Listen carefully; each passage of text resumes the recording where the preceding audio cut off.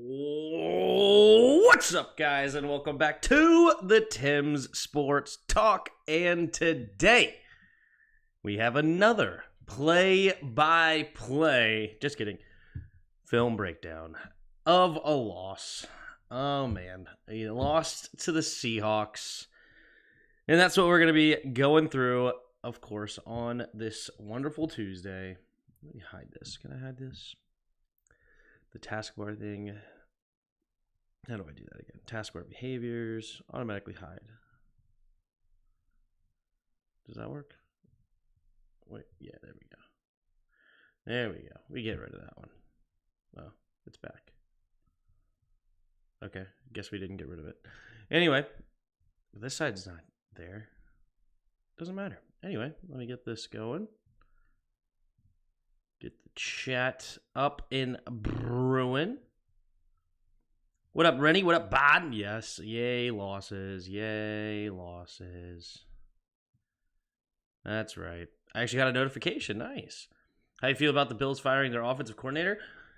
Watching the game last night, I wouldn't have blamed him for it, but I talked to a Bills fan I know, and he was saying that it's no shock to them because apparently he's been, like, their offense has gone down since Brian Daboll left. So Ken Dorsey is now fired. We'll see what Joe Brady can do over there. Excuse me. I mean, I think it's interesting.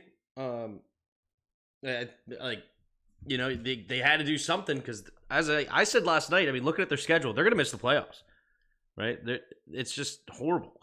So they are in real trouble to miss that playoff. So we'll see. Finally able to watch y'all live this season. Tim, I watched all 22 once, and here's my takeaway. Okay. Positive players: Howell, Gibson, Robinson, Brown, Bates, Allen, Toohill, Ridgeway, and Way handling cheese snaps. Yeah. Fair enough. Well, we're going to go through that today. I totally agree with Howell for sure. Robinson obviously had a huge day receiving, so that's awesome. But yeah, what up, Santiago?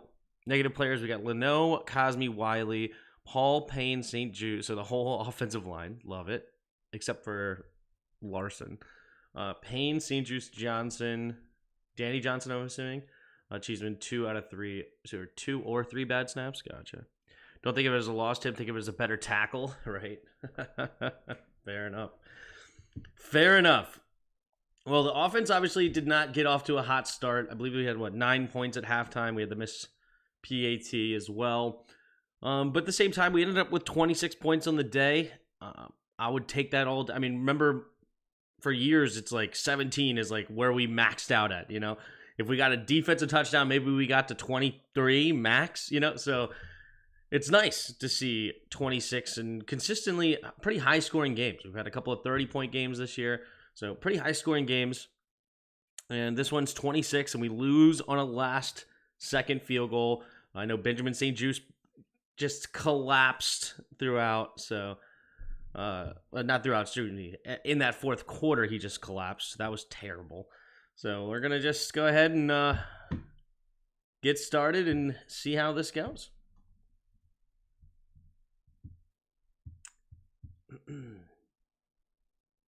Just want to know why we don't kick Cosme back to right tackle and play a young guard. Wiley ain't it? I mean, I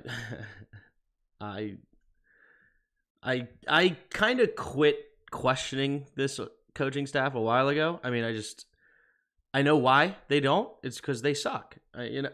Just they don't make choices whatsoever. Oh, Gibby slipped on the opening kickoff. Nice. And maybe he actually could have got a touchdown. Anyway, all right, we're going right into the offense. So 3 receivers to the right. We have one-on-one to the left with McLaurin, and I believe that's the rookie Witherspoon. All right. Play action, quick throw. Oh, batted at the line. And Curtis did get over. No, sorry. Witherspoon's actually in the slot here. Ooh, Witherspoon blitzed. He saw it, and he threw it. But Witherspoon does a good job of getting his hand on it. That's an aggressive play there that succeeds for the Seahawks. This is these are the little bit of concerns that you could say that height matters, right? Height matters. Because Cosby gets beat at right guard, right guard often too, and right tackle. I got a really good short to post. Unsure if I should drop it now or wait until tomorrow. Up to you, dude. I trust your judgments. I mean, we got this going on right now. I know sometimes shorts bring more viewers to the live stream, but also I know that we get some good viewership in the morning. So I'm good either way. We aren't losing games now because of the O-line. They've been okay. The defense is terrible, especially that linebacker. Yeah, and the secondary for sure. He got beat less at right tackle than Wiley. Yeah, that's probably true. All right, here we go. Again, second down this time. Blitz, quick throw over to the right side. Bates catches it. He's going to find a way to get a first down. That's awesome. Good for Bates. Bates, not known as the receiving tight end. But I just love how quickly, I mean, I don't like the footwork here from Sam Howell. He looks a little bit out of control on this. I guess he was maybe thinking about escaping this way or something. I'm not sure. Or maybe he was expecting to throw it to the flat. Maybe that's why his feet were going that direction. Looks like he was setting himself to maybe throw. Yeah, I think he was about to go to that way, but he saw him drop into the flat, so he instead slung it to Bates. But still, it's just such quick decision making, which is something that he's totally grown into, which is awesome. They went back-to-back Witherspoon blitzes to start this game. I just noticed that. What up, Antoinette? Look at that effort. Yeah. Oh, yeah. I didn't even... well, I mean, the ball's out so quick. You can... That's another thing. Is like the ball's out so fast, it almost doesn't matter what the offensive line is doing, you know? Yeah, I mean, Wiley does a good job. I mean, it seemed like everybody did okay, but the ball's out within 2 seconds, you know? So that's awesome. We'll take that all day.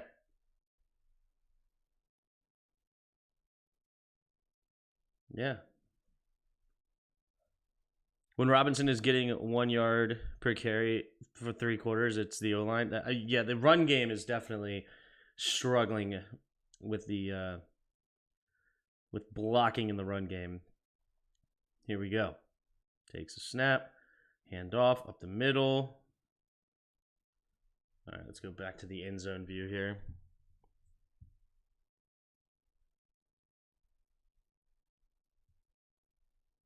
So he's calling out the middle linebacker here. So we got a pretty loaded front here. We got a pretty 1, 2, 3, 4, 5, 6, 7, 8 in the box. 8 in the box. Then you got Witherspoon backing up. I mean, you'd almost like to see him just call hike and just throw it here to Dotson. I mean, I know Witherspoon's great, but it's almost like you're going to probably get more out of it anyway. But anyway, it turns into a fine play. So you know what? Let's just run it.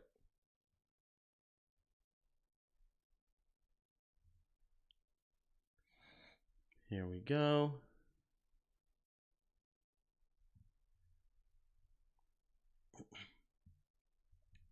So he's just running up the A gap. Where's the blocking supposed to? So we have a pulling guard this way. So these two are down blocking. We got a fullback taking the he's going to take Adams because the tight end needs to take care of this 55 Jones. And what are you doing in here? You're blocking. What in the world? Where does Jones line up? Does Jones cut inside? You know what? Never mind. Bates should not be blocking 55. This needs to be the pulling. No, this needs to be the fullback. The fullback needs to take this, or it's the wham block from the pulling guard. But he should not be blocking 55. This is almost never going to work. He needs to just come like straight down and try to get up to Wagner, because these two are going to block to Brooks. These two are going to block to Love. Sorry, not him. Sorry, I apologize. He's not going to block. He's pulling. He's going to block here. So these two block to Brooks. He's pulling to take care of 55. The fullback's going to come up and get Adams. So Bates needs to get up to 54. That's what needs to be done. And he does not get off here, and then that is just going to completely... He's then going to be inside... Like, unless you're really going to block the in-man line of scrimmage with a tight end down blocking like that, it just seems like that's just so crazy to me. I mean, 55 does a good job of just blowing this play up, so there's almost not much you can do. So he just takes him because he does cut in front of his face.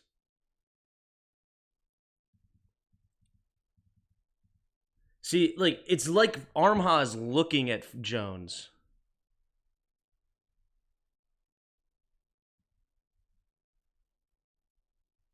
But then he's like, all right, I'm going to touch him, then I'm going to get up to Wagner. Like, and then he's not looking at Jamal Adams.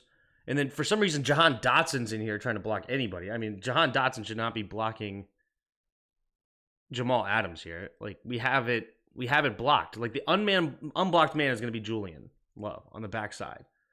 That's going to be the unblocked man. And you're hoping that the play action holds him enough on the backside to make him. But anyway, that Larson is a beast. What up, Lucky LaRue? You liked him last year. Sam doesn't need leg drive. True. Yeah, Chris Paul is hitting no one. Yeah, because his man was blocked by Bates.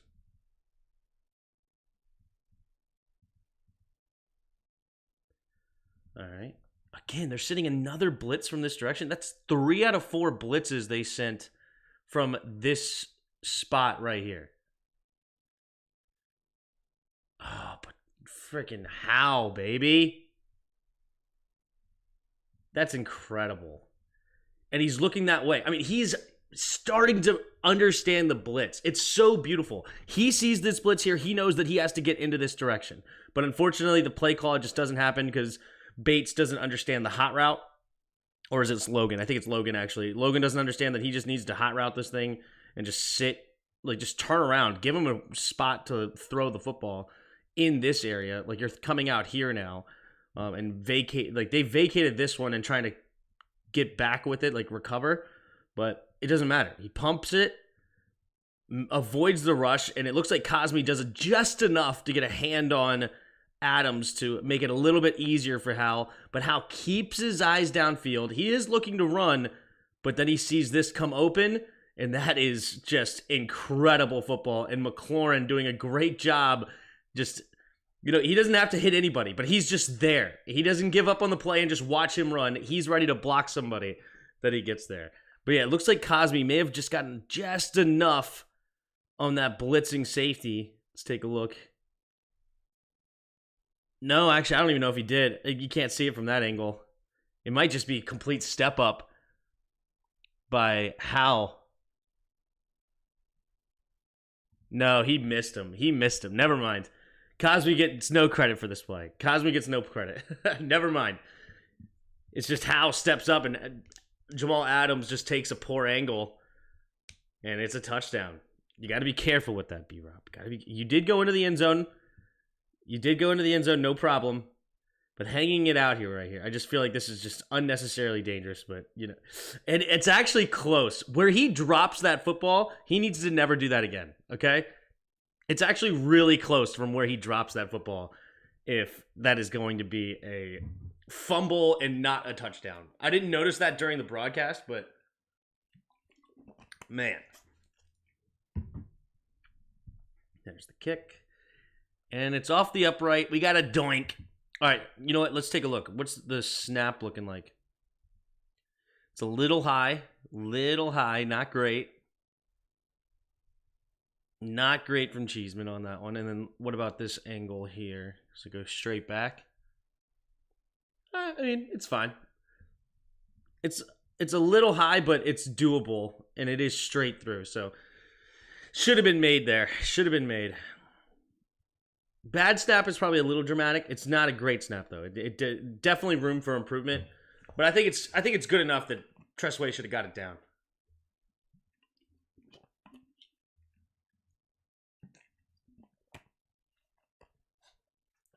Joey Sly has not had a return on the kickoff yet.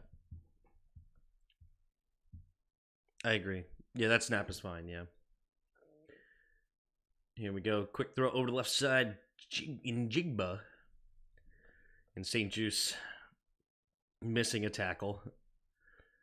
The great Jarris told me that St. Juice played great today, so we're going to look at that. And just complete missing of a tackle. So there's that. I mean, he does a good job getting off the block, but he just doesn't do a good job at actually making the tackle. Just a good play. Good play by them. He'll try to bat it down here. We couldn't get that bat down. Ugh. There you go. Can't be in the dirt and can't be to Tress's right. Yeah, exactly. Exactly. Never heard anything bad about Cheeseman until this year. Now everyone wants his head. Yeah, because he started off really bad. Now the last 4 or 5 weeks, ever since we brought in those punters, those long snappers to compete and he won the job back, he's been great since. He really has. So people saying that he had a bad game is the first time in several weeks. Tress's hands has insane hands, true. All right, run to the left. Cheeseman changed the way he snaps in the offseason, and he started. Oh, okay, good. Good to know. I don't know if you're just saying that or if it's true. Interesting.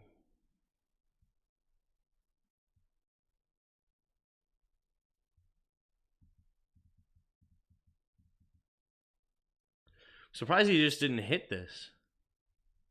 I mean, I understand Deron Payne's about to come off, but if you come right here, if you hug this side, oh, he should have just hit that. Come on, Walker.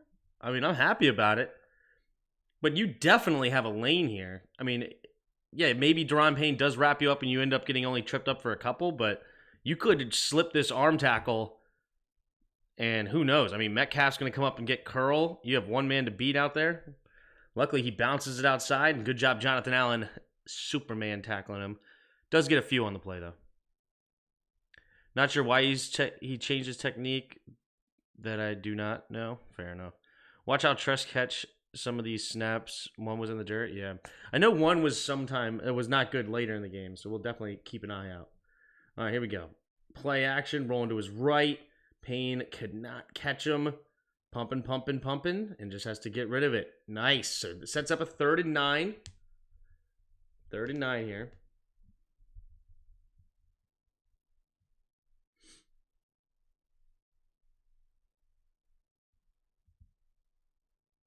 Yeah, there's nothing. Good coverage here. Good coverage here. Double team over there. So, yeah, good coverage. Nothing going on for anybody on that play. Really good coverage by the commies. This is the play that keeps their drive alive. Oh, so sad. This will be the final play of number 13 today. No, it won't. Never mind. It's coming soon. I remember this one. David Mayo ended up getting on Jackson Smith and Jigba. That's how this is converted. That sucks. It's just... Is it really man-to-man?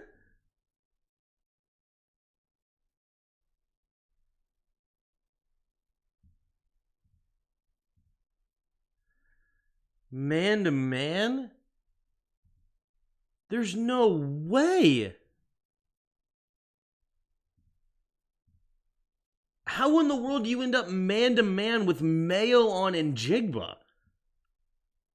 He needs to step back into his zone, and then you have Percy Butler come up and cover. Even though I don't think Percy Butler's going to cover in Jigba either, but I know dang well Mayo ain't. It is funny that Forbes ended up on Metcalf.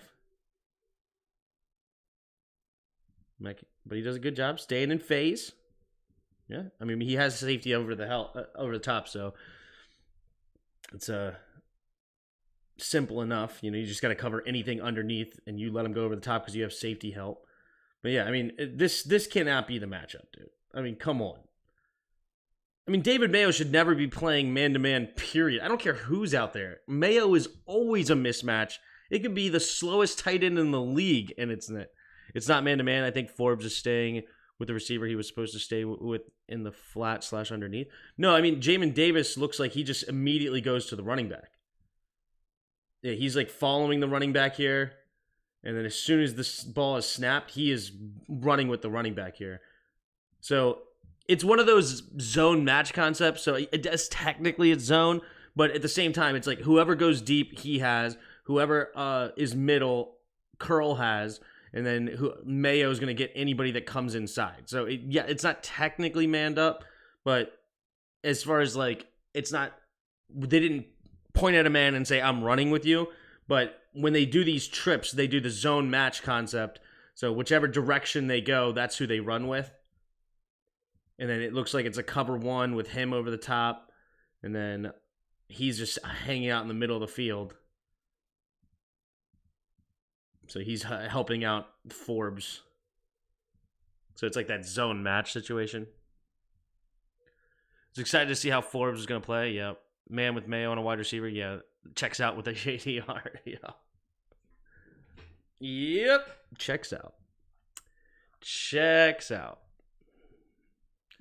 All right, here we go. Gino in the shotgun takes the snap. Looking. Just looking here at the pass rush. I got to start taking note of, do we throw anything? A little bit. Okay, Tuhill comes late and gets Jonathan Allen free. I mean, yeah, if we're able to cover this for any length of time, Gino's in trouble. So I like the stunt there. Tuhill does a good job just coming waylaying Jonathan Allen's guy. He comes off, and he probably gets a sack there. That's the worst scheme in history then? Yeah, I mean, that's what they do. They talk about the zone match concept all the time. River Bottom and JDR think Mayo is the best linebacker in the NFL. It's crazy how much they trust him. All right. So this is definitely zone. And we get a holding call, though. We get a holding call. So this is coming back. It's actually interesting to accept this penalty here because they lose yards on the play anyway. I mean, I would just take the 2nd and 13. Is that actually what we end up doing? I don't remember. I thought we'll see where they start. This one started at like what, the 42? I think they move them back to the 48 of ours, or of theirs rather.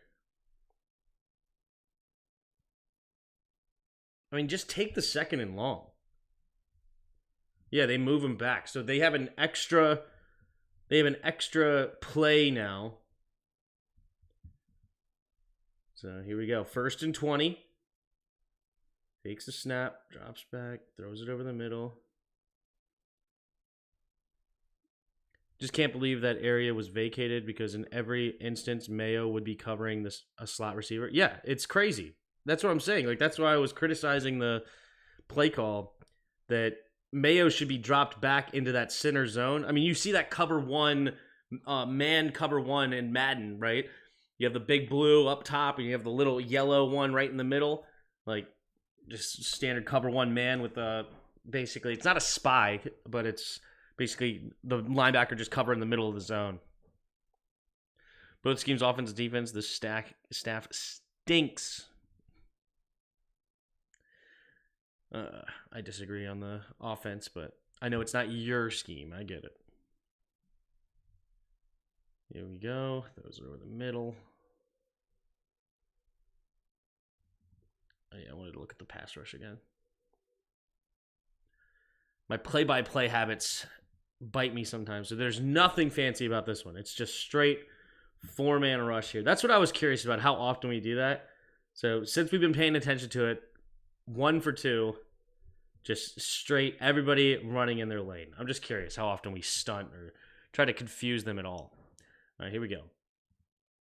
Oh, we blitz this time. Oh, and we drop Jones into coverage. Yay. That's my favorite. This is gnarly that he gets ejected here. But again, Mayo closest to Tyler Lockett. We have Mayo and Jones covering Lockett. So it's a cover 3 look. St. Jude's doing a good job here. Whoever that one is. Percy Ball here. So this is probably Curl then. Because Jamin's blitzing. So he's doing a good job with Metcalf. But seriously, just look when he notices where the receiver is. Now, this is the first look he's had at the receiver. Okay? This is the first time he's turned his head and noticed that the receiver is there. After that, he has literally one step. I mean, look how quick that is to make a decision. How in the world is this a negate? This is crazy. Just look at that. It's like right here. He now just looks at the receiver. Now he knows the receiver's here. And just watch it in real time after that. How bang this is from when he notices the receiver to when they make contact. Now bang. And then he gets ejected for that. It's insane.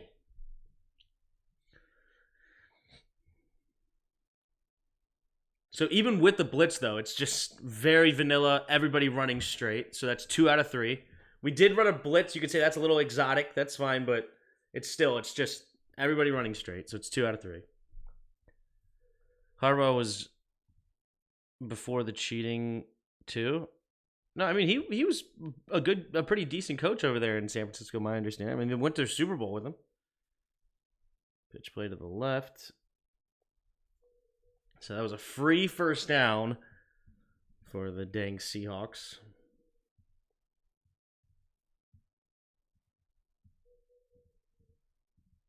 Jamin Davis, you got to make the tackle, but I love that. Jamin Davis, I feel like when he's not the middle linebacker, he moves so much faster. Look at him. He's already in the backfield. He beats the lineman. I love when he's not a middle linebacker because, I mean, you got to make the tackle. That's a very terrible attempt at a tackle, but I just love how much faster he is when he doesn't have to think. Jamin Davis is one of the slowest mentally individuals I swear I've ever seen. It's like crazy when you make him have to consider what he has to do before the snap or think at all. He is then stuck in mud compared to when he is just free and able to use that crazy athleticism. Here we go. Play action. Oh, that was right. It was almost intercepted. I think Tuhill got a hand on it. And then it's almost in the hands of Duran. Oh, that sucks. Okay, let's just take a look. I'm curious. Do we have any stunts here? Nope, just everybody running straight. Okay. I know Harbaugh will have a tough physical team on both sides of the ball. He's a proven winner everywhere he's been. Which is why he got fired. Pumping. Oh, my God. And he dang near gets the first down. But, like, just, this is crazy, our luck, right? I mean, look at he literally has his arm hit as he throws. Literally. And yet, somehow, he still finds a way to get it over there. What a play by Gino, man. What a play.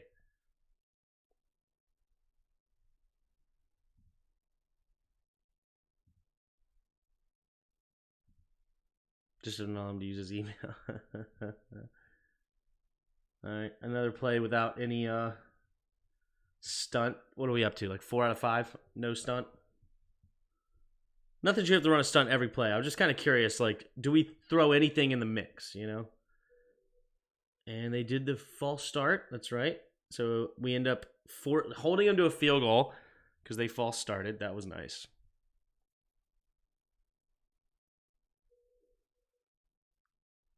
That's nice. Okay, they get the field goal.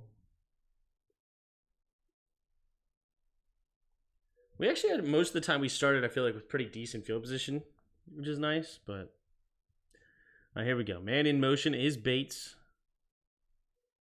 In the dreaded shotgun, right? Takes a snap. Hand off to the right side is B-Rob. Chris Paul just gets destroyed here. Yikes. Looks like it's just outside zone.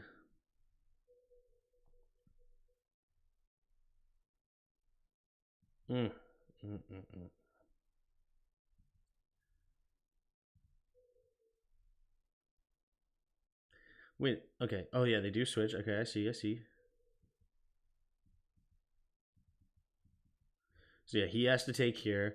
Cosme's looking this way. This is all good. All right, I gotta look at Paul's first step. So this is clearly on Paul, 100%. Let's take a look at his first step to see what he's supposed to do. How do you lose this rep? Paul? We're running outside zone to the right. He is on your backside. This should be so easy. Like, you let him... Like, if he runs here, this is Leno's man. Right? If he runs this way, that's Leno's man. He'll take that over, and you get up to the linebacker. Like, you should not even almost be worried about him. Why are you almost like... It almost looks like you're pass setting. Like, look at everybody else. They turn their body and run this way. He is still straight up on this. He is still straight up.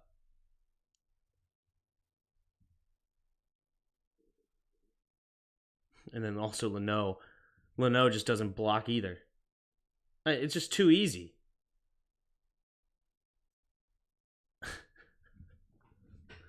What is this play design? Are they trying to make it look like a pass or something?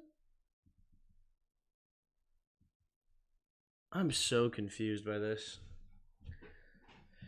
I just hate it. Hate it. Leno blocking, yeah. Leno blocking. All right, here we go. After the loss, Hal looking, scanning, pumping, escapes the pocket again, looking, and then throws it out there and gets it to McLaurin. I love how he does this. Much better protection, though. Much better. I mean, it's still not great there by Larson, but it's better. It's better. He's allowed to escape the pocket there. That's nice.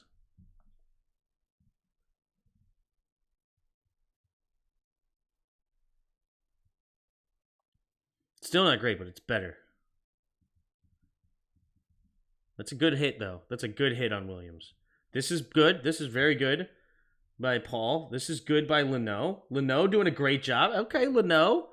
And then Cosme's going to go help Wiley. Wiley does force him around, so Wiley and Leno.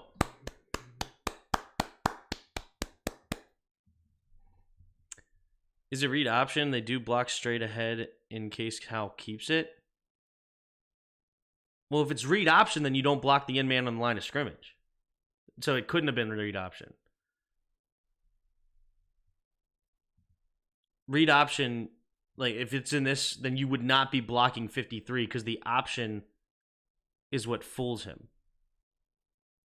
No, you wouldn't be blocking 55. Sorry. In this case, he'd be running this way. Sorry. In the other example. But if you imagine B-Rob back on this side, then you don't block 53 at all because the play action is what decides it. Like if he screams down the line, then Hal keeps it and runs outside.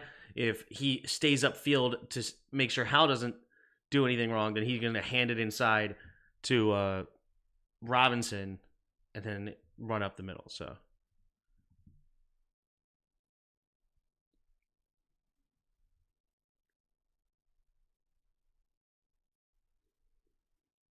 it's a good initial punch here for sure. But hey, Wiley and Leno, they do a good job, and then they allow to escape him up pocket. So offensive line playing better. McLaurin making sure that he can find a little gap there, give Hal somewhere to go to the football. Nice, well done. Takes a snap, play action. So we have a couple of deep routes. Really good coverage here. Really good coverage. I mean, that's fantastic by Witherspoon. But I think he does have safety help over the top, so. Wow, they run cover 4 successful. I just noticed they're running cover 4. Oh, that's awesome. I'm glad that when they run cover 4, we have nobody in the middle of the field. Nobody in the middle of the field. Whatsoever. I mean, it makes sense. They're running cover 4 at the right time, though, at least. Because it looks like it's 3rd and long. So at least they're running a cover 4 when a moment it makes sense. But we run the perfect play to just get blanketed by cover 4. We just run the perfect play. How often have we seen a receiver come from this side, come here, and then just dig inside underneath this player and just run straight away from our corner, and then he just catches it right here for a first down? But instead, we run a hitch and a hitch over here as well. And he had to get rid of the football because it's right there. And it's dang near picked off because we decide to run a play that does not beat cover 4 whatsoever. I mean, this doesn't even beat cover 2 either. Like, imagine if these corners, like, stay down. Like, this doesn't beat anything. What is this play call? This is 3rd down, right? I need to get up the play-by-play on the... So we're on the second. When we go incomplete, it was a false start, Leno. How to Gibson. Incomplete deep right. No, this is first down. So they ran cover 4 on first down successfully because we don't attack the middle of the field.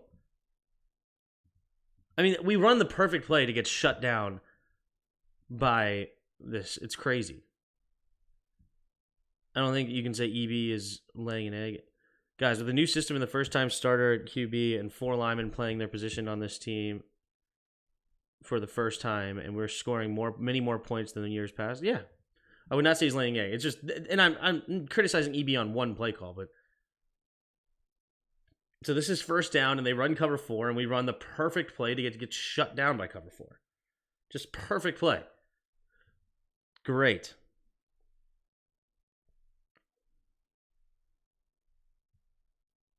I just love that we're not sending anything to the middle of the field. Love it.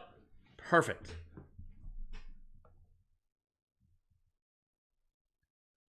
Screen pass on second down. Gets blown up.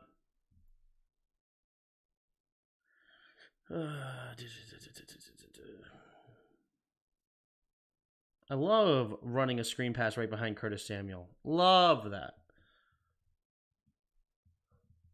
In like a bunch set, too. So everything's close proximity.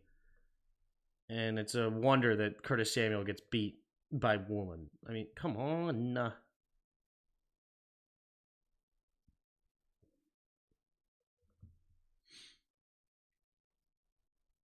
Tough. Our first 3 picks have been for the D almost every season. Kind of... Whoa. Hitting the wrong button. All right, here we go. Third down. What are we going to run? More importantly, what are they going to run? They're going to run single high right now. False start, yay. So now we're like super far behind the sticks. So now what are we going to run?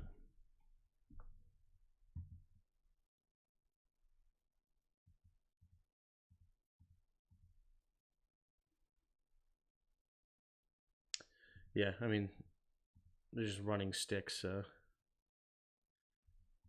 I mean, there's really nobody open here. They just...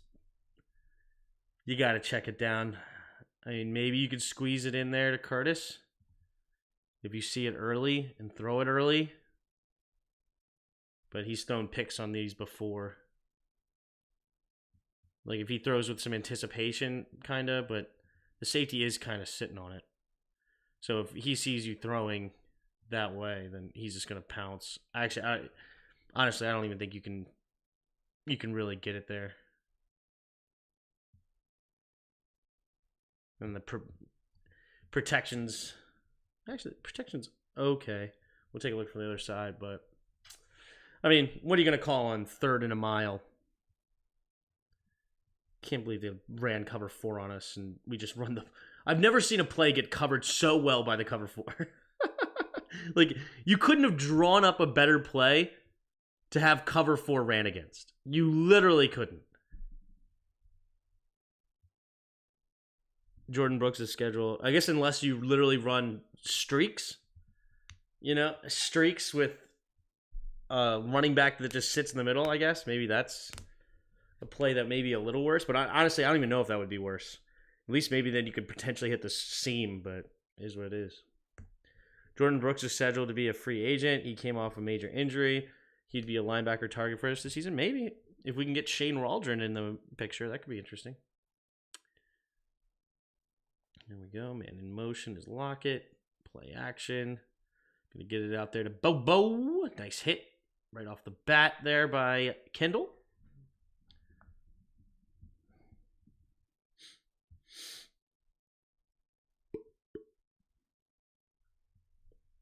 I don't want other teams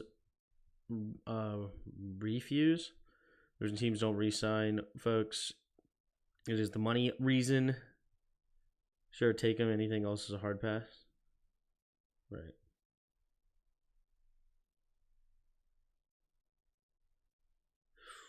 Nice cutback lane.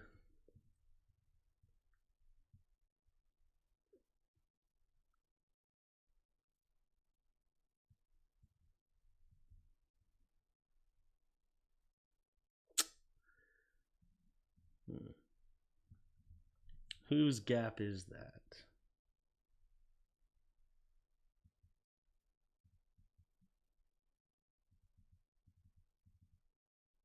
Just really good blocking by them. That's really good. And good cutback by Walker. Sometimes the other team plays well,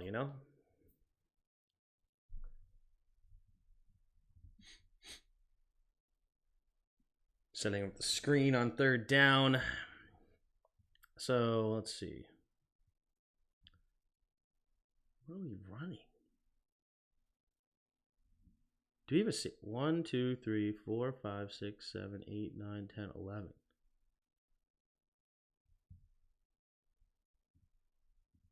What are we doing?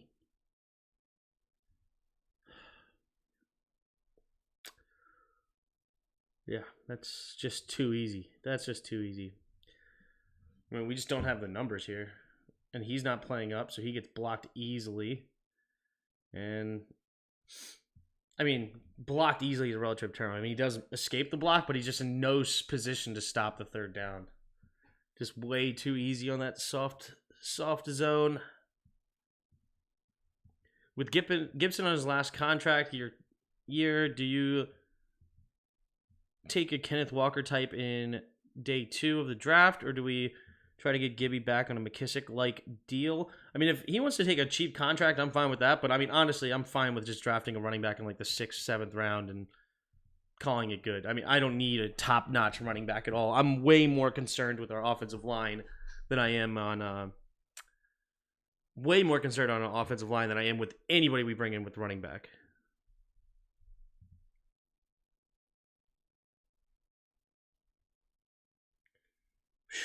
Good tackle there by James Smith-Williams because it looked like he was about to escape. James Smith-Williams saves this from even a way bigger play. I mean, if he gets around this, maybe Mayo makes the tackle, actually. But I don't know. If he gets around this, then he's able to cut back somehow.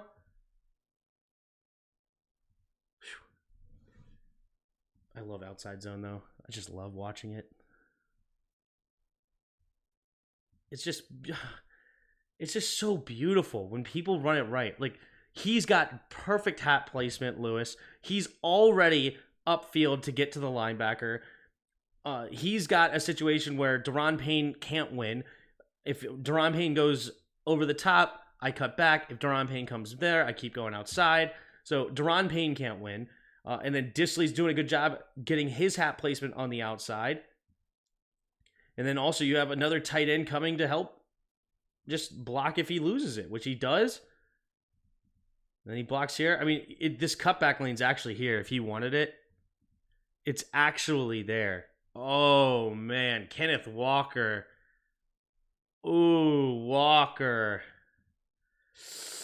Look at that hole. And he's got perfect hat placement, too. Oh. Wow. We are fortunate. But this is why this run, I mean, this is why the Shanahan run scheme is so beautiful. Like, it's just so simple. And just look at that hole. Oh, my God. He puts a foot in the ground here and cuts this up. Yeah.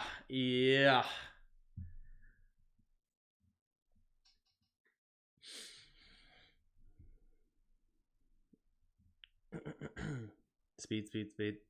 If the Bills fire Sean McDermott, what do you think of him as a head coach? No, thanks. I don't want a retread of anybody. I want fresh blood. Give me a new coach. I'm fine with EB. I like Ben Johnson. If there's a nice young up and coming, the only retread I would consider is Brian Flores, just because Brian Flores seemed to have a bad rep going down and what happened in Miami. So the only one that I would even consider is a Flores as a potential retread, because I think he actually was coaching pretty well down there, and I was surprised he got fired.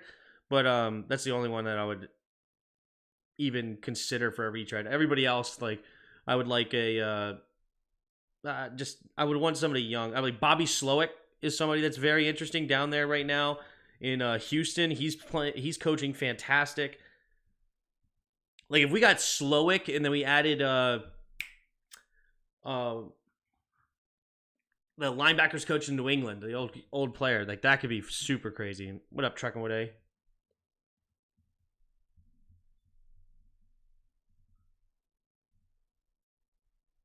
You think Flores will be blacklisted for a while by the owners? Potentially. But I'm just saying, like, I'm not suggesting that I think that he's like a front runner by any means, but he's somebody I would consider, because he's got that Vikings defense running a whole lot better than what they did last year. And they're still not even talented. They're just coached 1,000 times better right now.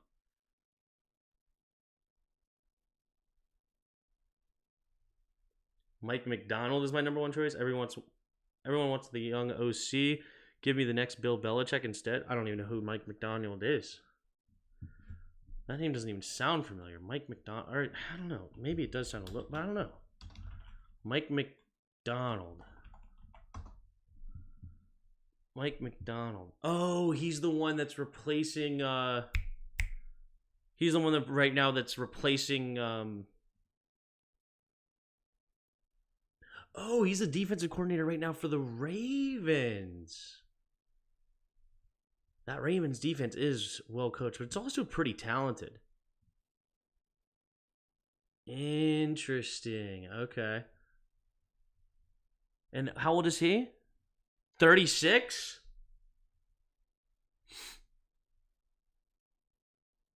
Okay.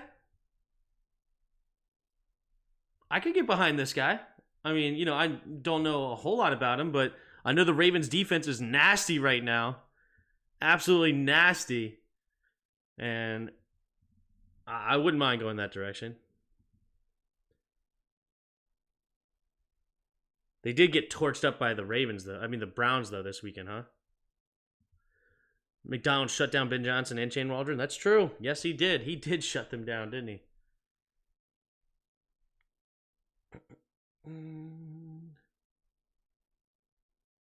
Did they not throw a flag here?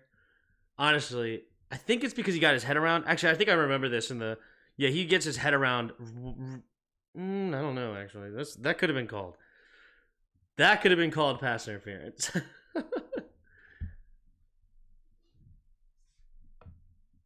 I thought he got his head around way earlier. Yeah, his head is right here around. Where's the ball? Is the ball right here? Yeah, his head's around. Yeah, I'm fine with that. I'm actually fine to no call. That's good coverage. He got his head around early enough.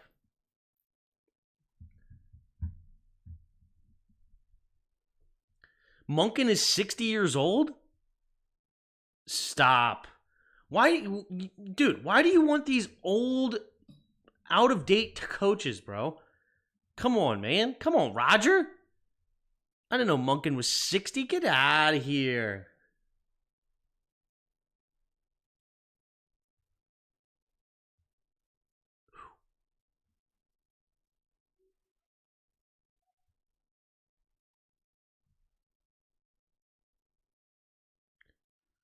There's the kick. Yeah, I want a young, new blood, fresh blood. That's what I want.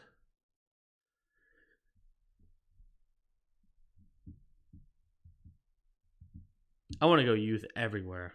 I want a young GM too. The only coach you'd want at this point is Andy Reid. No, I don't want Andy Reid. I don't want Andy Reid at all. 57's that old. I'm 57.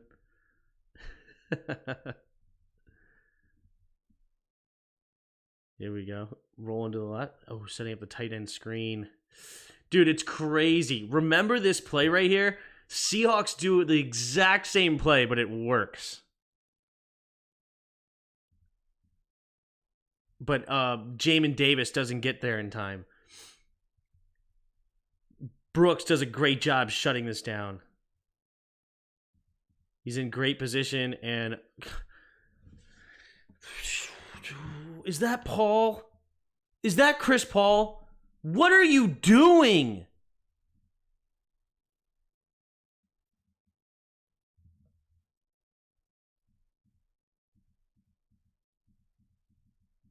What are you doing? Like, why are you just shuffling?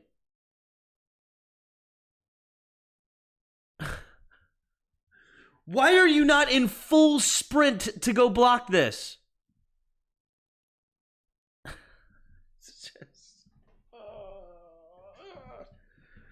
Oh my God. Just Brooks is just going to tackle your tight end and you're just like,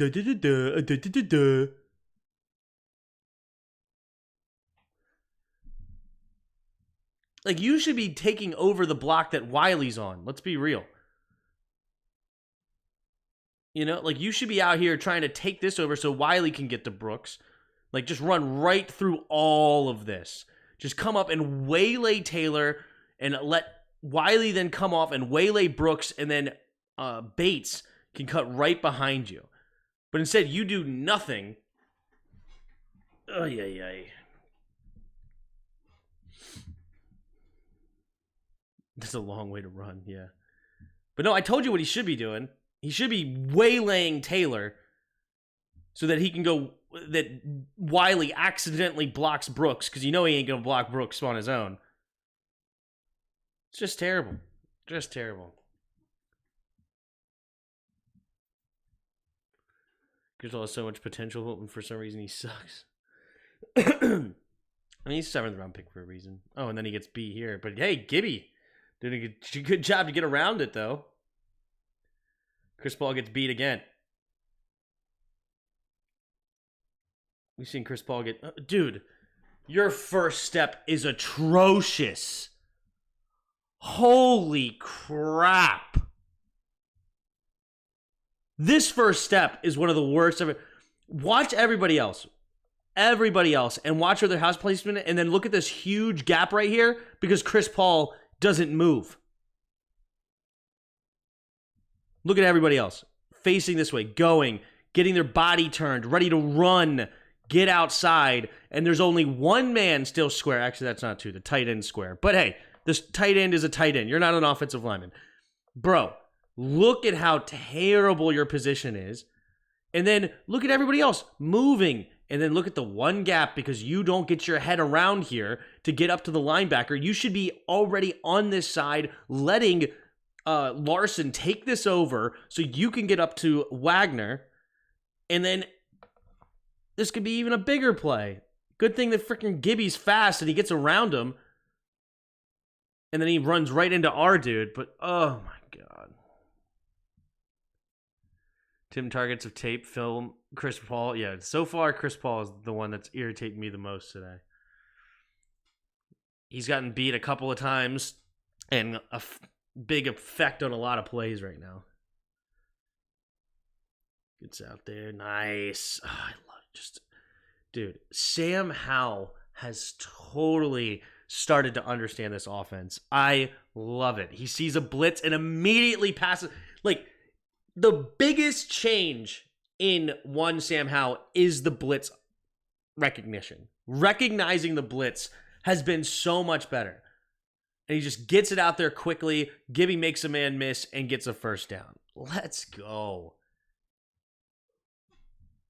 Because it's his 4th start and he's 2022 7th round pick. Perhaps he'll develop. He's certainly better than what we've had at right guard. Well, he's playing left guard, but yeah, left guard the last several years. Everyone, that's not true. Eric Flowers was the one that should have stayed. I'm still surprised he's not on a team, but Flowers is actually pretty solid at left guard. But it doesn't matter. And he could develop. It doesn't mean. I mean, you know me. I'm gonna criticize you when you deserve criticism. And I give you props when you get given. Props are deserved. He'll need that blitz recognition for sure against Wink this week. Yeah. Takes a snap. Quick throw underneath. It'll be caught. Bates was hard to bring down this week, wasn't he?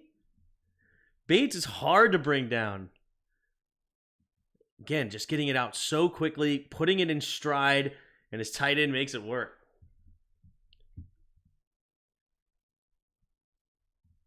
Eric Flowers is not in the league. Clearly, there is a problem there. Maybe. And now it's been a couple of years, but he should have stayed. It was weird when we let him go. That was odd. But you're right. Maybe there is something there. That's what I said. Maybe there is something that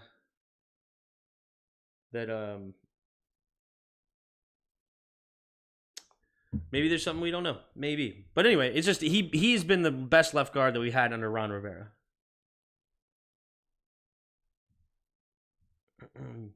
You fire Ron yet? I wish we could fire Ron.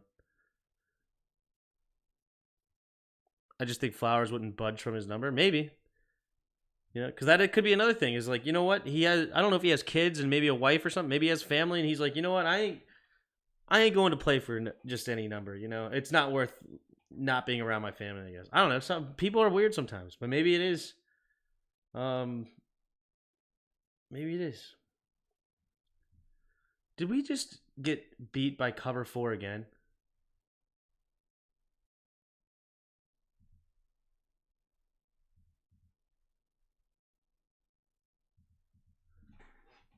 Why are we not attacking the middle of the field?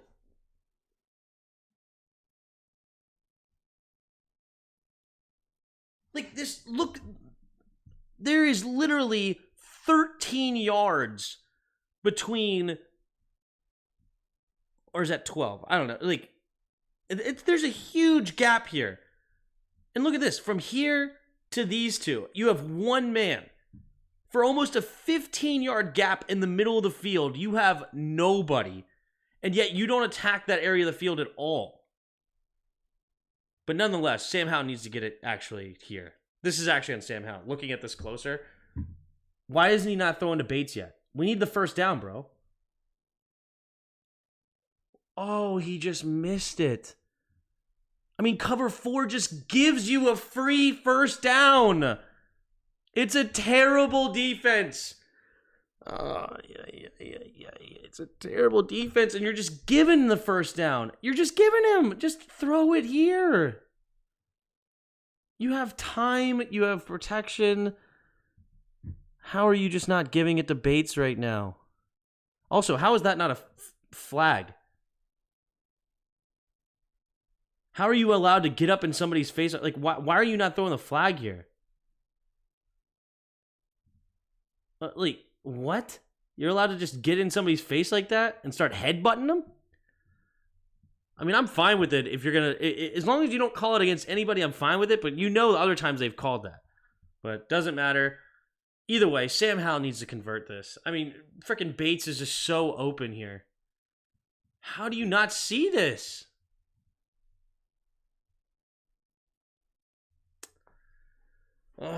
Come on, Howell.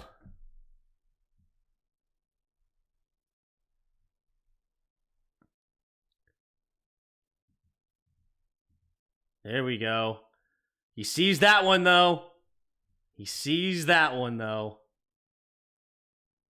Love it. That was a really weird route by Bates.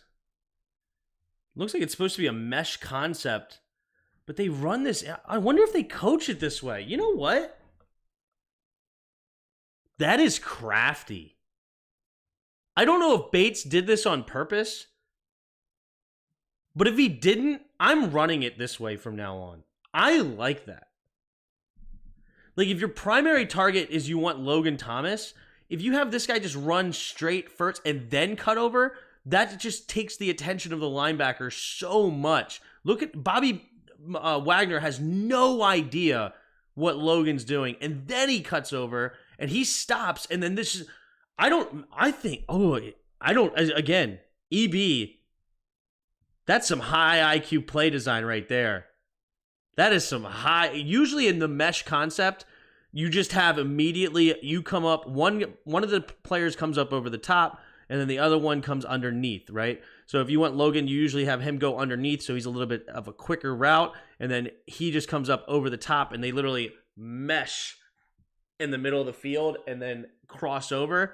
But I love this design of it, where you run a few steps up, and then it's almost like a 5-yard in, and then that just takes the attention of Bobby Wagner completely. He's not expecting that, and that's why it's a big play. Again, don't know if it's designed that way or if Bates maybe just sees the blitz and so he thinks hot route. Maybe that's what it is. He sees the blitz here, so he's thinking, hey, let me turn around for a hot. Or if that's the play design. I don't know. I don't care. I'll give AB credit. That's definitely designed. Yeah, I could see somebody designing that, and I love that. That's awesome. I love that one. Play action, steps up, checks it down. Yeah, not a lot there. Maybe he could have squeezed it into Terry McLaurin, but that would have been a tight window. He probably should be throwing it here, actually. Yeah, he should be stepping up into the pocket and throwing it right here to McLaurin. That's a miss. That's a miss. So I'm okay with it though, because he does get to the check down relatively quickly, but he should be stepping up and throwing the. What is he looking at? Why is he already getting to the check down?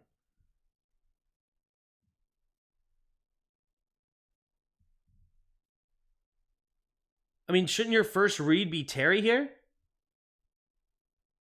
Like, play action. Your first read should be Terry, then to the wheel, and then to the check down. But he never even gets to his first read.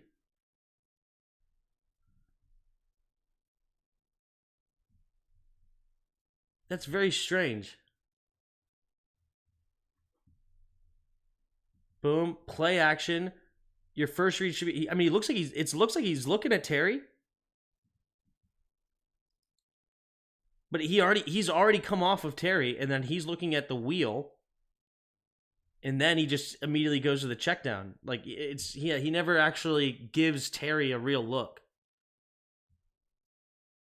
He wanted 87 deep because of the play action. Yeah, that's fine, but you got to go through your progression first. But yeah, he definitely, you could see it in that. You could watch his helmet. He looks at Terry, then he looks at 87, then he comes to the check down. You can clearly see it. Terry, tight end, check down. So but it's just he's looking at Terry, but he's not actually looking at Terry, right? It's just he's using his eyes. We never established the run. That's the problem, even with not the best lineman. I mean, we're looking at things where Hal is just missing stuff. So I wouldn't say it's play design right now by EB. I mean, EB, the only thing I hate was that first play where he just runs one of the worst plays against cover 4. But other than that, you don't know what they're running. It's fine. Could have been to beat a different defense. Maybe cover 2. I guess it was probably best to beat.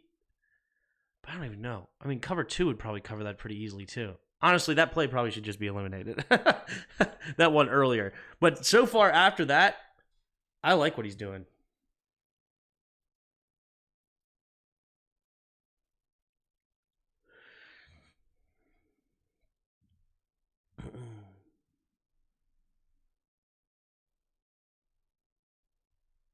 Chris Paul is a disaster.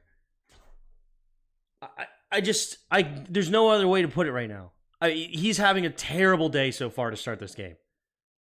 Just watch this guy. Watch 75 right here. Just watch. And you can't tell me this is good defense or good.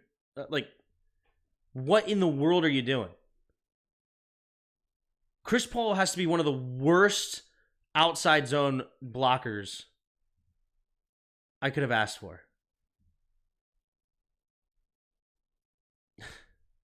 Dude. It's not hard. Outside zone is not complicated. Okay? It's very simple. That's the beauty in it, is its simplicity. Okay? Of course, is it hard? Of course. Okay? Blocking another man is hard. Okay? That's fine. But it's not complicated.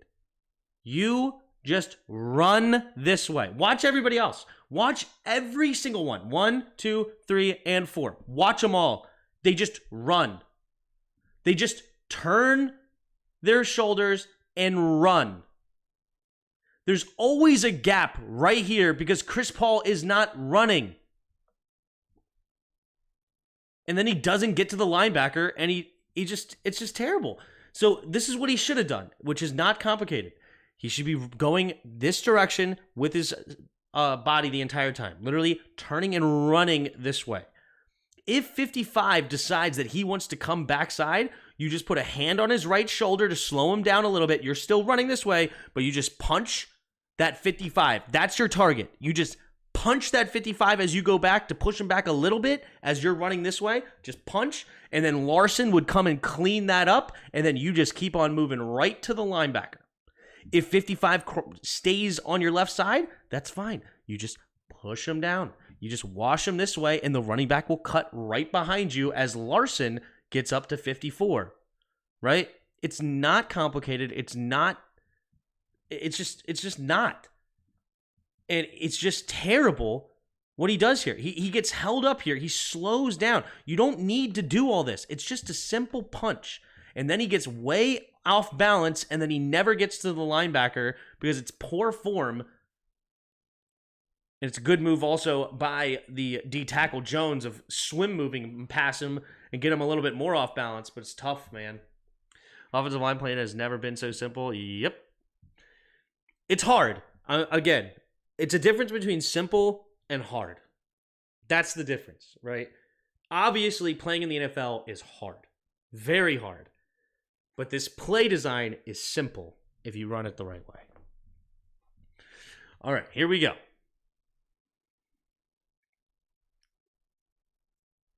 Takes a snap. Setting up the screen. Almost intercepted. Almost intercepted.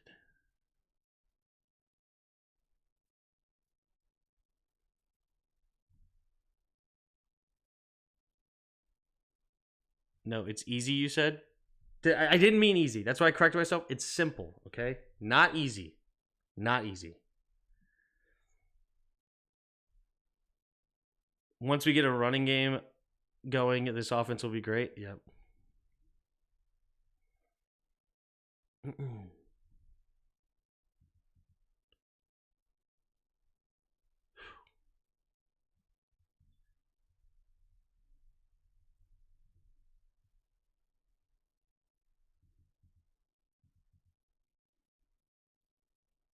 Yeah. Just a good defense there by Seattle. Good defense. Exactly, Bob. That's what I meant.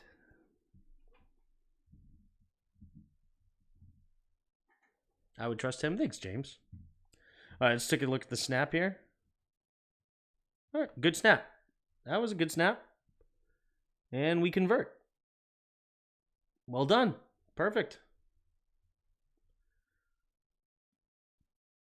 Also, why did the ref not signal good here? Oh, he did. Okay, he just put his arms down when I was looking at this guy, and he just put his arms down early. Okay.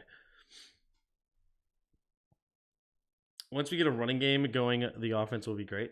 That's what I hope, man. I hope so. I hope so.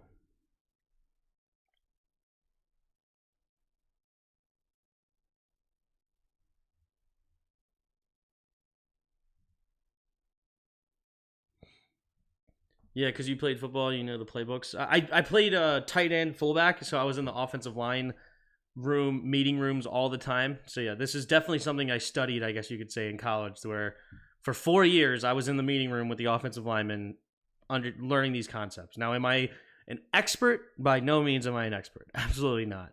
But I did learn these for a long time, you know?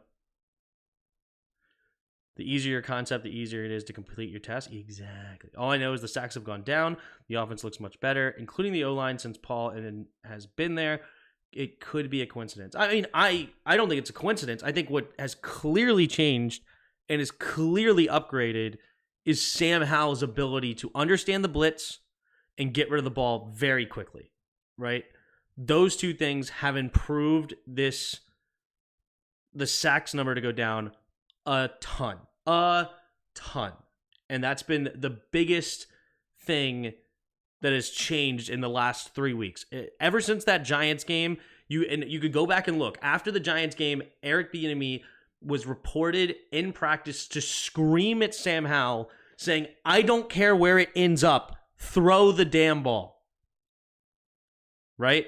Because Sam Howell, after the Buffalo game, he was in shambles after that Buffalo game. After he threw 4 picks, he held the ball so long and he was so nervous and he was so scared in the pocket to make the wrong decision after that Buffalo game. But Eric Bieniemy, good coaching, understood why Sam Howell was not completing his task, not doing the job that he was supposed to do, and he just yelled at him, "I don't care where it ends up, throw the ball." And ever since then, it seems to have clicked in Sam Howell. Now, Sam Howell's not perfect. Not perfect by any means. He had a terrible interception in the Eagles game where he just literally threw it and it ended up in the wrong hands. Terrible decision. He had a terrible decision in the game last week where he threw that bad interception in the end zone. That was just mind-blowing. Absolutely mind-blowing. Who did we play last week? The Patriots? Yeah, we played the Patriots last week, where he just threw it to nobody. So, anyway, but the biggest difference, I think, in the offense, and it's been clear through the film reviews, is that Sam Howell's getting rid of the ball so much faster.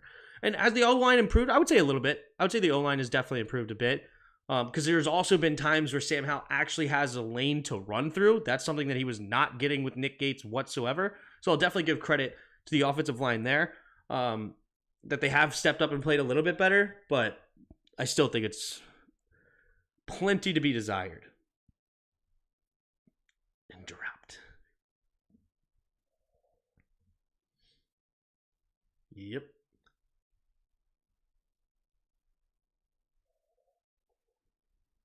Defense has definitely been a problem for sure.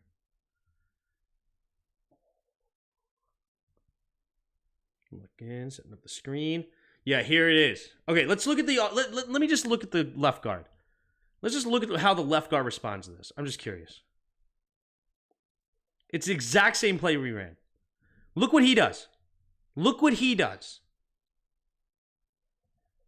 What was the difference in Chris Paul? Remember when we said, oh, it was a long way to run? Remember when we said it was a long way to run? He gets to Jamin Davis. Jordan Brooks was, or whatever his name is. Yeah, Brooks was in the same exact spot that Jamin was in. And yet, watch him. He steps back for a second, and then he runs. He just runs. He doesn't slide step to nobody.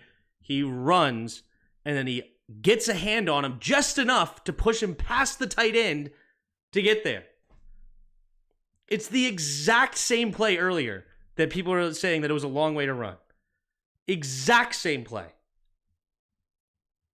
And instead, it's a first down for them. It's a loss for us.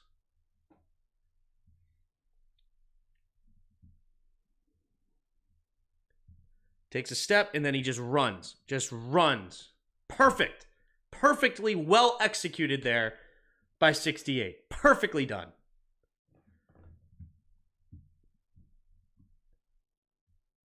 Here we go. In Jigba in motion. Uh-oh. Uh-oh. Good defense. Percy. Fortunately for us, Lockett doesn't continue to run across the screen here. That's very fortunate because that's a lot of separation. I don't know why he didn't throw this ball right here. I guess it's because he's faking outside. That's very fortunate for us because holy moly, this could have been a touchdown.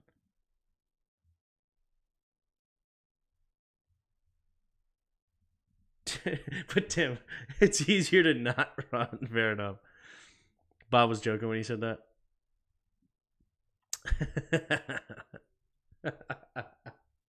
But it's easier to not run.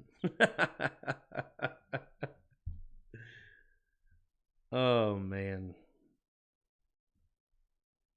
Okay, I can understand Bob was joking, but what I don't understand is, like, who in here is actually defending Chris Paul right now? Okay? Because I feel like some people, namely PCC, is defending Chris Paul. And it's kind of bugging me. I'm not going to lie. It's kind of bugging me. But we're going to keep going. Golly. I don't know why he didn't throw to the Lockett there.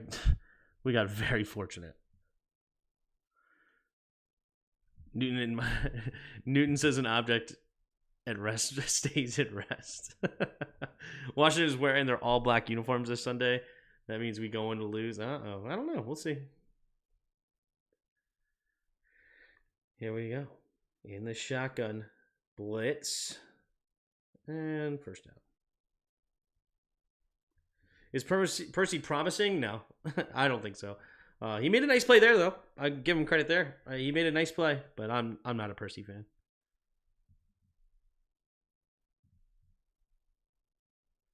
So simple cover 2 defense. With a blitz, though. So not so simple. We do have a blitz, but we got cover 2 on the back end. Yep, cover 2 here. This is weird, though. Why are you over here? Why is this?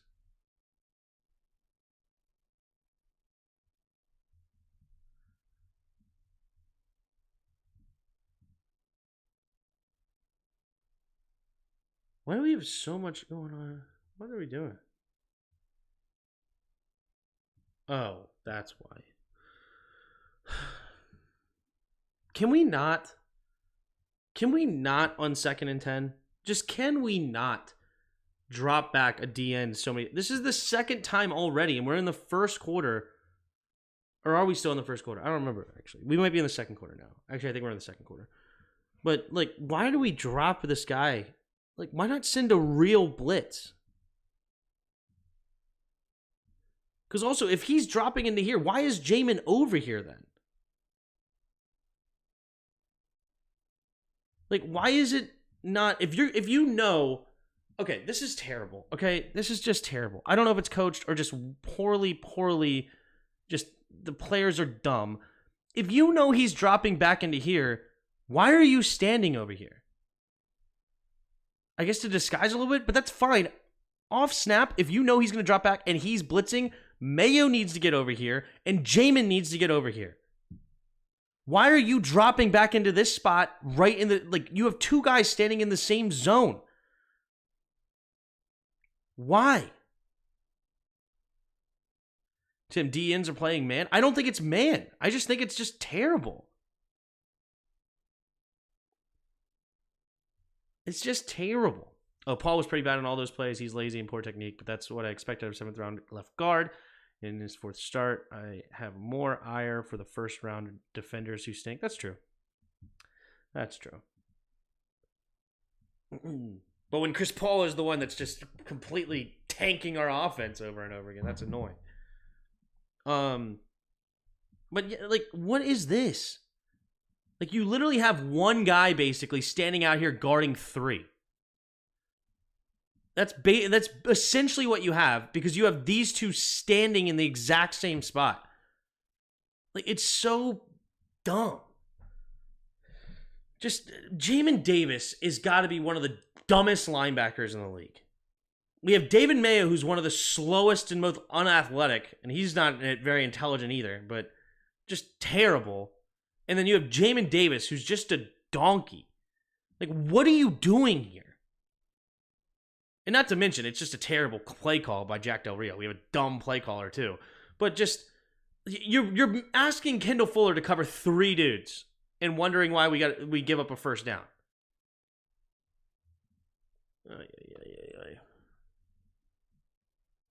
Defense is playing cover 4, 2 equals cover 4 with 2 DNs dropping to get a hot dog from the concessions. Oh, it's just terrible. It's just terrible.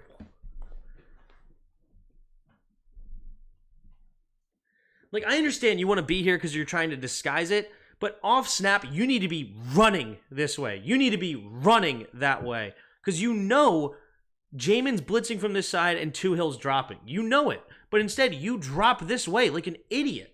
Like, what are you doing, Jamin?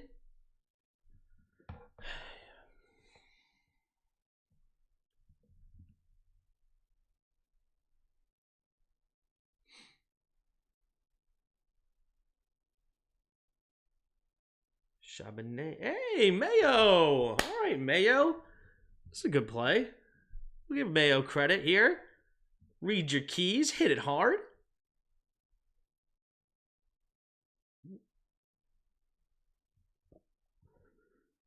Oh, this is just poor blocking by them. It's a good double team, but nobody gets to the linebacker.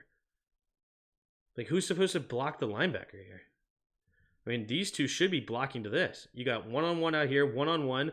These two need to get to the linebacker. He's got Payne. It almost actually should be one-on-one here, and these two block to Mayo. No, it's got to be this way. It's got to be him to Mayo because you're running this direction. And then these two got the backside. So he's got a tough block here for 94. But, man, this is just bad by the right guard. But, hey, David Mayo hits it and makes a tackle. So there you go.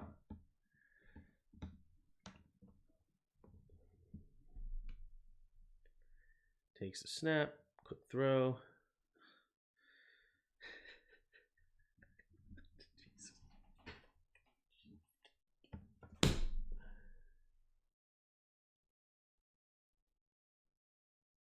How? How is it possible? How could you even conceive of a defense that could possibly have a chance with Casey Tuhill on DK Metcalf?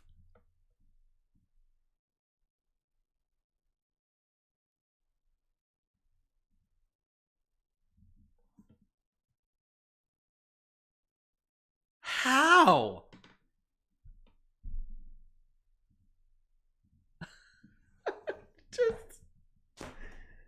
It's comical.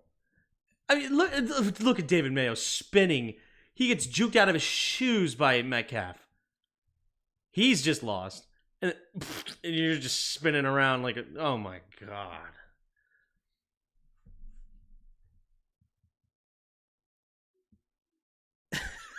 Del Taco's playing 3D checkers. How is that even like just wow. Jack Del Rio thought he had something going there too, man. He drew that up in the playbook and said, "Ooh, this is gonna be good. This is gonna be good." Oh.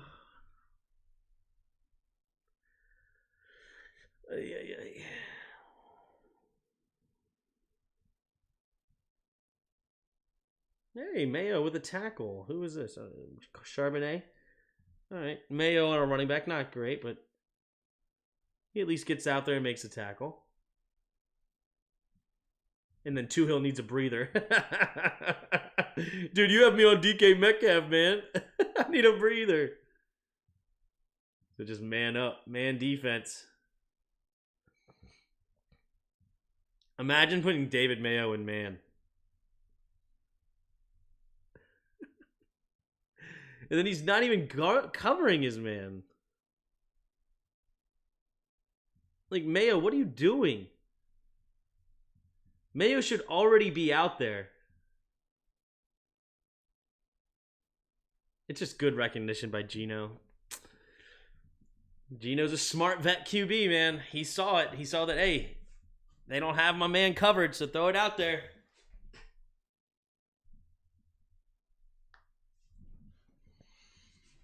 Ay, ay, ay, ay, ay. Ay, ay, ay, ay, ay. We're a disaster. All right.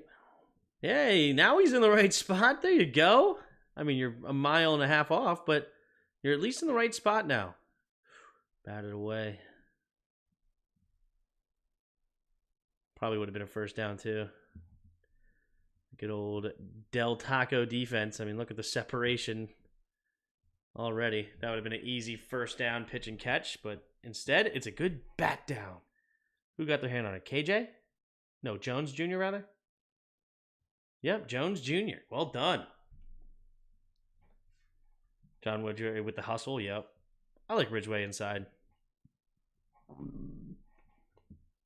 In Jigba in motion.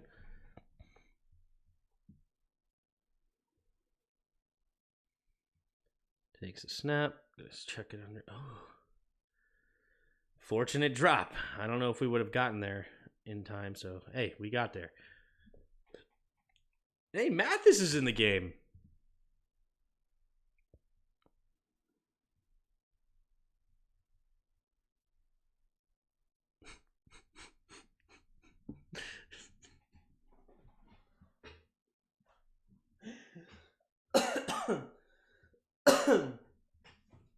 That might have been the slowest stunt I've ever seen in my life. And he looks like he's hard. He's running hard too.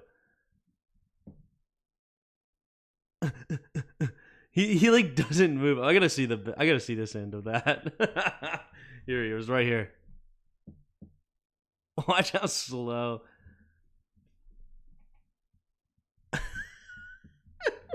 He looks like me out there.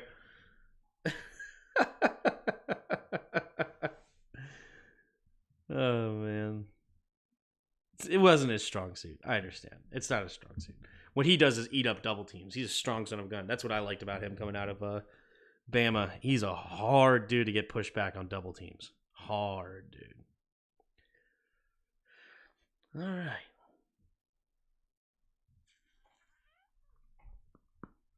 So they send the field goal through. So it's 9-6 now. 9-6.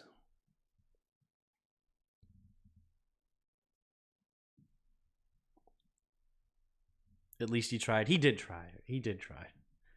His arms were moving way faster than his legs.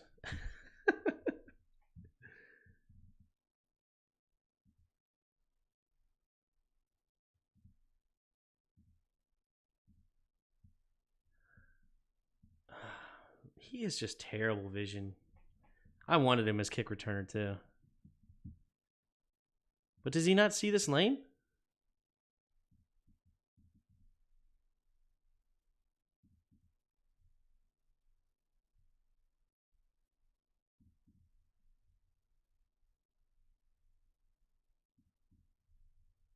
Like, you ran right into the defender.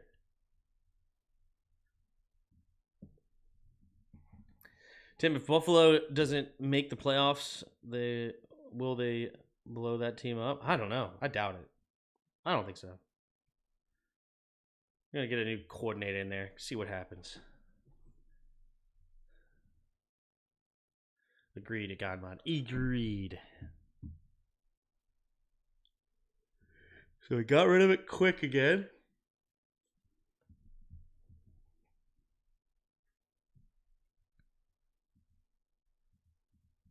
But it's not quite quick enough.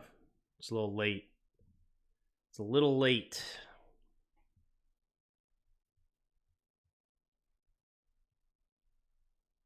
Okay, that's why it's late. He's looking this way.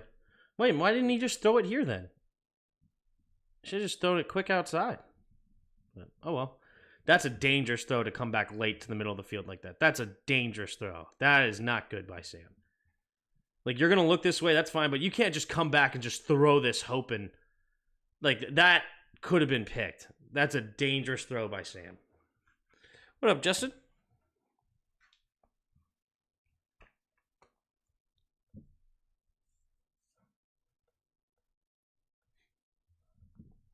All right, 2 receivers each way. Quick throw over to the right side. Curtis Samuel. Okay, Samuel.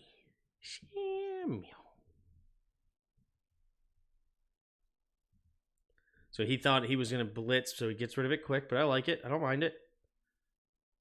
That one's good. He hit him in stride. Saw that Witherspoon took himself out of the play a little bit. Gets it out there quickly. Honestly, that's an RPO, too. That's an RPO. I love that. This is a true run-pass option here. Because you can see, what the heck is going on? What?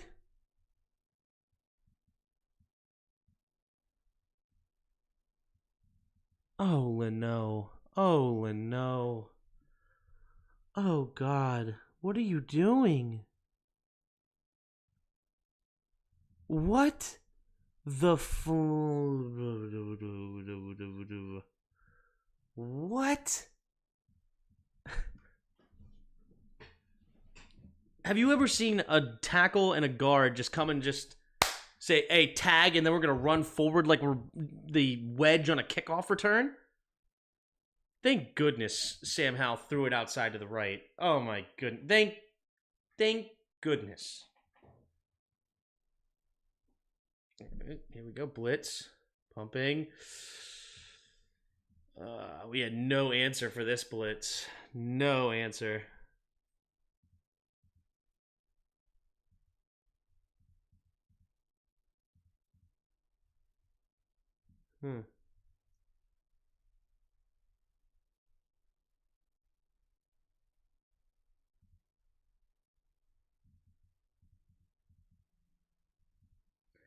Oh, guess who gets beat? Guess who gets beat? That's the one play. Everybody run to the center. Yeah. Guess who gets beat on this one? I'll give you one guess in the chat. One guess in the chat who gets beat on here.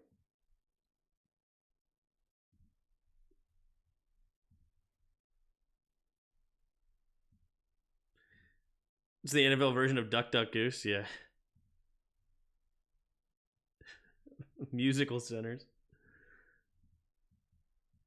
Yeah, he just gets destroyed by Leonard. Chris Paul does not win one-on-one. Red Rover, said Charles Leon right over. Yeah. I liked Leon. That's funny. Well-timed blitz. They had no answer for it. No hot route, no nothing. And nowhere to go for... I mean, there's nowhere to go with the football. So, well-timed blitz on 3rd and long.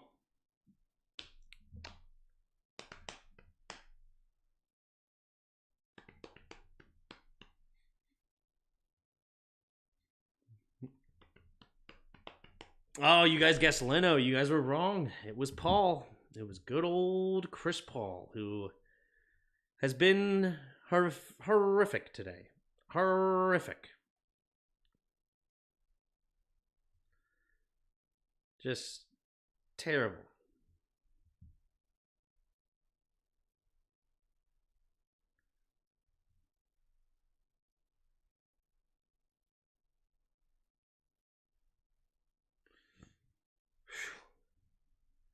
Again, luckily he did not throw it to the middle of the field, because that's where he had his step. Once he stuttered here, if he throws it right out here, this is a touchdown. But he throws it too far inside, and Benjamin St-Juste is able to get back in. Paul's the crust word of the day. Yeah, it's bad. It's a 4-letter word, you know? Well, to be fair, Chris Paul has that streaming schedule in boxing, so not much time for NFL practice. I know he's a singer. He's a boxer, too. I would expect better out of him as a boxer.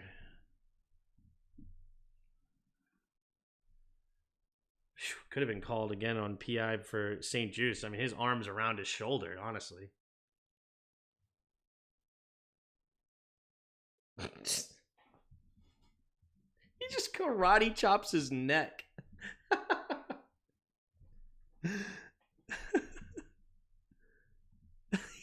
Karate chopped his neck, dude. Oh, Benjamin St. Juste did not have a good day. Luckily, he didn't get called, though. I'm just making stuff up. I have no clue what Paul is into.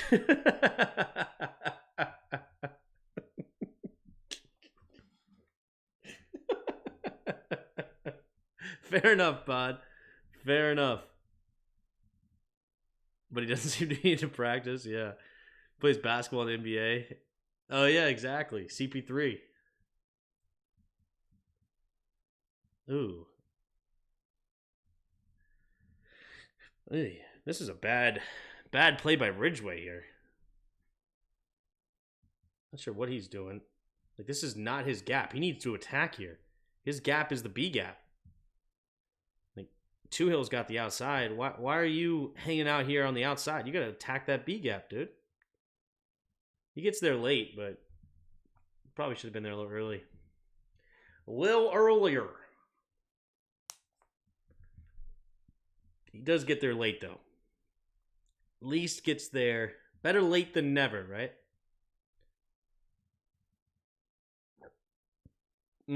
That would have been ridiculous.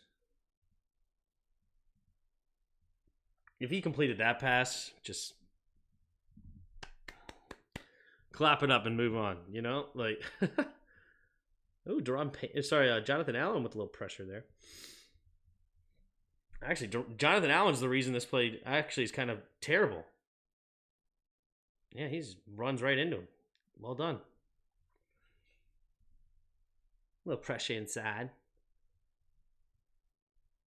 He got there in time for the stat sheet. Yep, exactly. It's a great way to put it. Great way to put it. All right. Returnable here by Jamie. Little Jamie.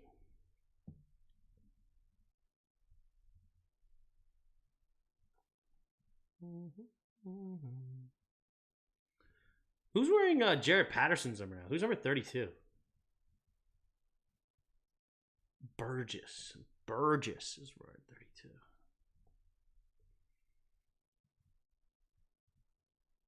What up, Billy Matt? How you doing? Oh, that's right. They redid it, and we got some field position. That's nice.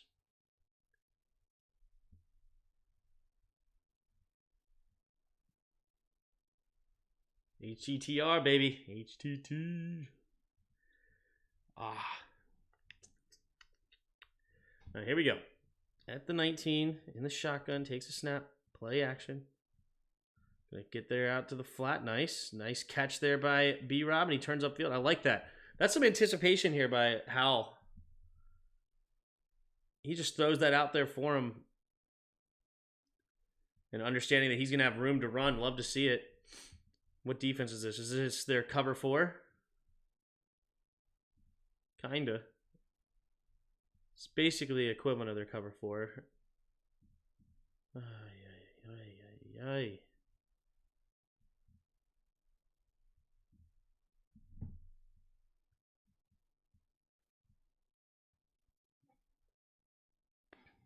What's wrong with C-Rod? I think he's in there. Do you think the Bills firing their OC was an overreaction and just using him as a scapegoat? The play calling wasn't the problem. I didn't find that the play calling was the problem last night. But I was talking to a Bills fan. I was saying that earlier that he was saying that it's clear that since Dayball left that the offensive production went down. And I feel like they've only gotten better since Dayball left as far as like talent. Their offensive line has improved. They got a better running back. They got they still have Diggs. They got Kincaid in the first round. They've had Gabe Davis the whole time. And I like Khalil Shakir to start to improve. So, yeah, I mean, I feel like their offense on paper has just gotten better, but yet for some reason the production has not been as good. So, it is what it is. But from watching the game last night, I haven't watched a lot of Bills games, but watching the game last night, it seemed like he was fine. Just couldn't catch the dang ball or hold on to it.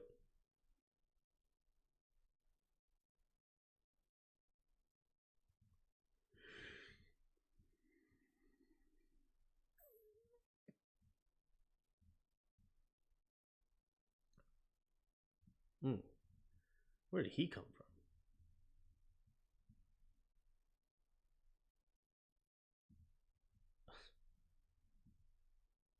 from? What? Wiley, what are you doing? It's a run up the middle. Why are you worried about Jamal Adams coming around? What are you doing? Wiley is so trash. Wiley is just garbage. What are you doing, Wiley? Maybe you guys can see it better from the other angle, like from the...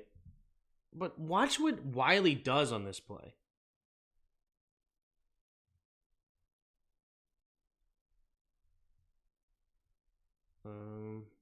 Well, maybe you can't watch what Wiley does on this play. What the heck, man?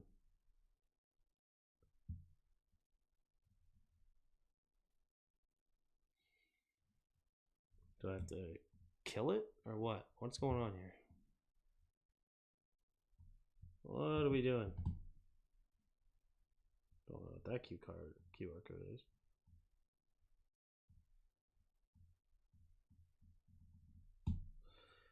Oh, I love that. Where were we? Like here?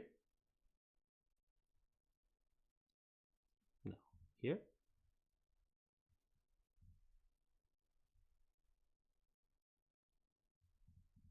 We haven't seen this yet. Okay.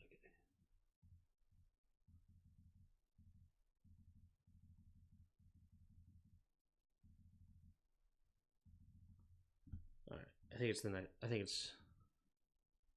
Yeah, it's this play. Watch what Wiley does.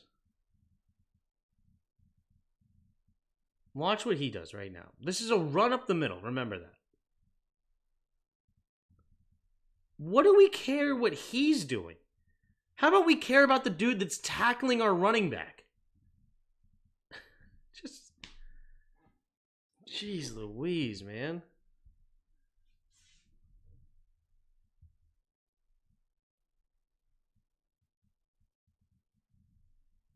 Just dumb. Wiley's a freaking joke, dude. Wiley's a joke.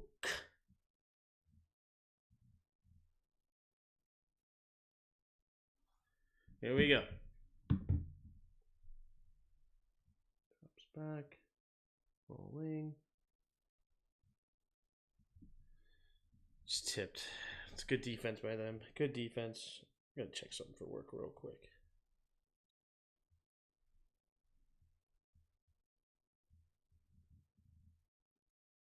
It's a good block by Wiley that time.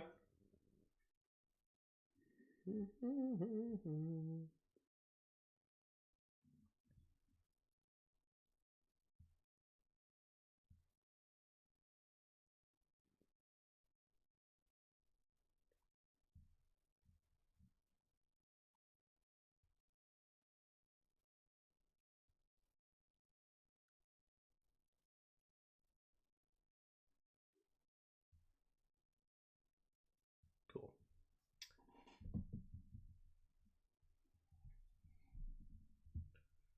All right, here we go. Defense. Man in motion. Yeah, this is fortunate for us. Noah Fant definitely should have continued to the outside. 100%. 100%. He just sat in the zone there. Or honestly, you know what? I mean, you could actually make an argument either way.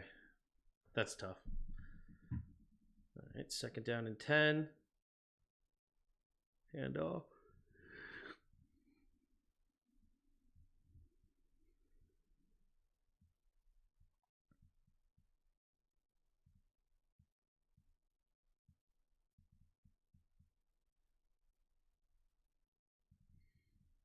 That's Khaleke Hudson, dude. You got to set that edge, man.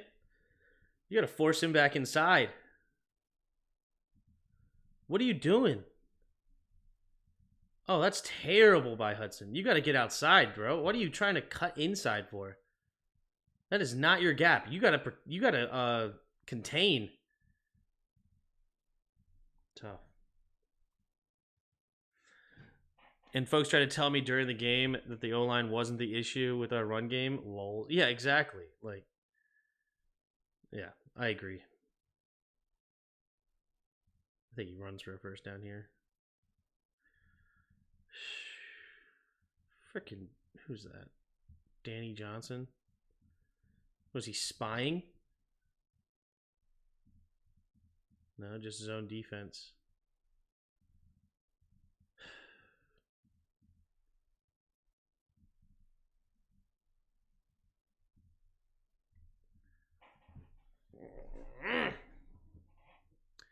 You see where Van Der Esch's career might be over? Serious neck injury? No, I didn't.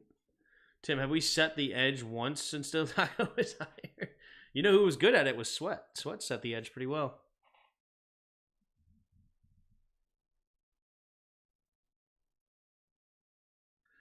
Hey, what happened to our D tackle? Oh, we just vacated the middle of the field. Man, Deron Payne just got destroyed there. What is this pass rush?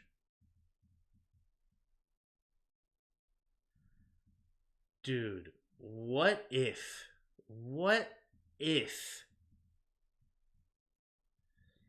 Oh, I just thought of some nastiness. If Deron Payne.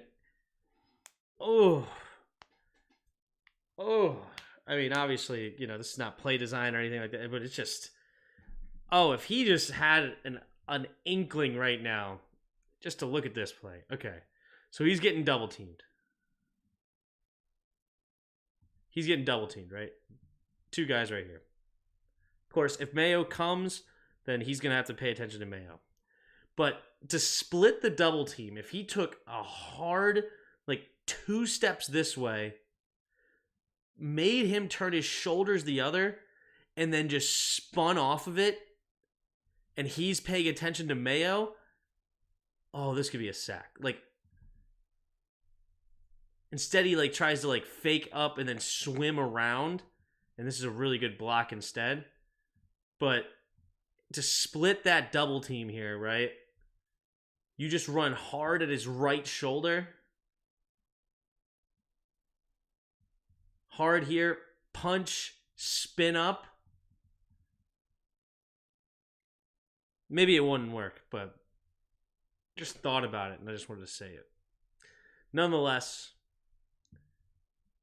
I'm not criticizing Deron Payne. I'm not saying Deron Payne did necessarily anything wrong. I mean, he got destroyed on that block. It was a good block by the guard, but would have been interesting. I have no problem with Sweat. Was sorry to see him go, but this season was a wash, and we weren't going to pay him, so I get it. Yeah.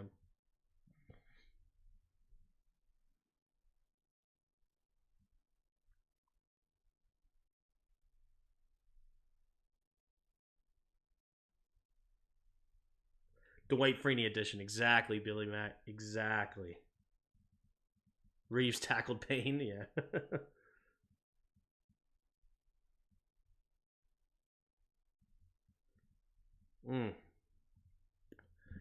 Danny Johnson got sucked in pretty hard on that one, huh?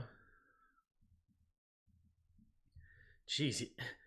Even Mayo recognized it before Danny Johnson. Jeez, Louis. And then they run into each other. Yeah.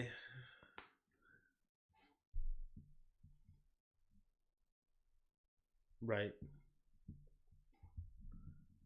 Handoff up the middle. Oof, nice crease. Nice crease.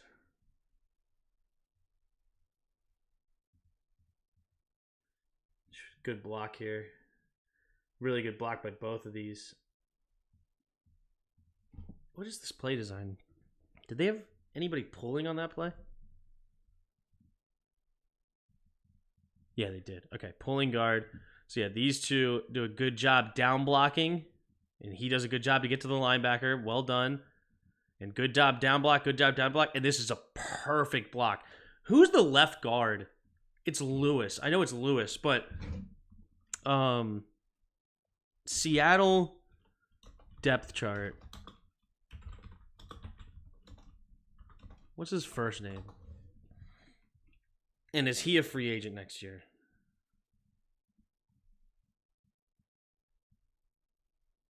Damian Lewis was a third-round pick. Was a third-round pick in the 2020 draft. So he played 2020, 21, 22, 23.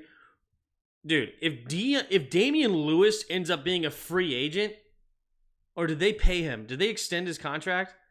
I'm curious what they rank him on PFF. I've been impressed with him today. He's only rated a 60.8. Interesting. What's the contract? Like, did they pay him? I mean, I don't know what his...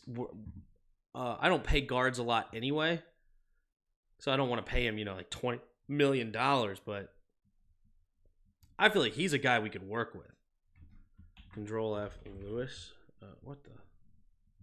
Control F, Lewis. Nope, nothing there. So he's not under contract. Let's see. What was his 2022 season? 71, not bad. 57 in 2021. Sorry, 2022 was 71. 2020 was 70. I've been impressed with him today. Where did he play in college? Damian Lewis. PFF. He was a Tiger. LSU Tigers. He was picked 69, giggity. Damian Lewis.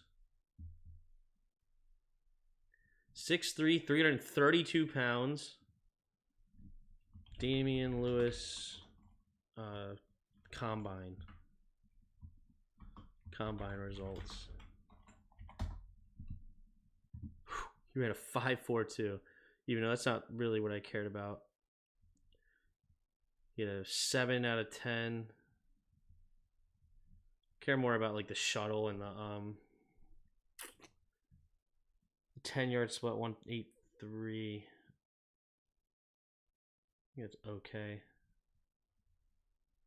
Vertical leap. He didn't do the shuttle or the 3-cone. No shuttle or 3-cone. So 10-yard split, 183. Wonder where that ranks. I don't remember now off the top of my head. 5.24 slow. So he's not fast on the top end, but that's not really why you go and get a guard. But anyway, he played on that 2019 national championship team. Get him. There you go. Josh Dotson is OC. Yeah. All right, cool.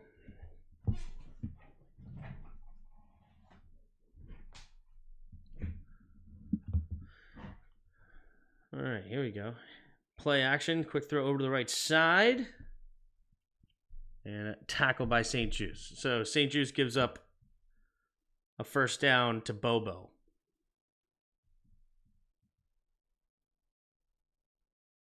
What's the distance here? Or the down? Oh, first. Okay, first down. Are they going to have to settle for a field goal here? Are they trying to get a touchdown before half? Is that what it was?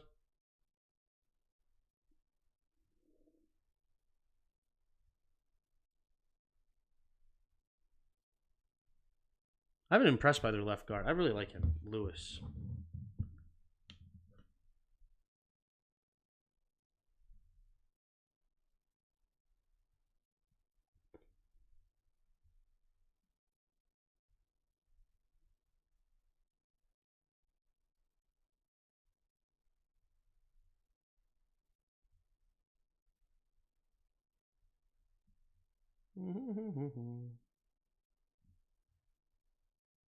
I agree, dude. Give EB a shot.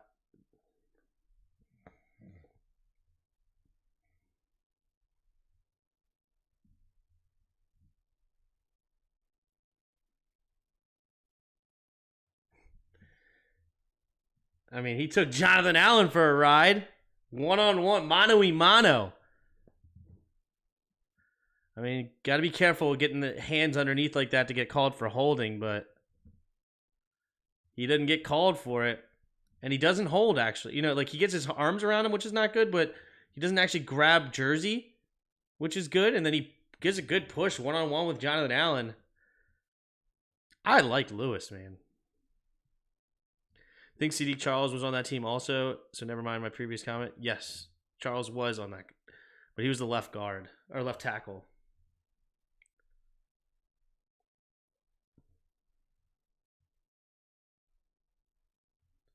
Takes a snap. Goes underneath.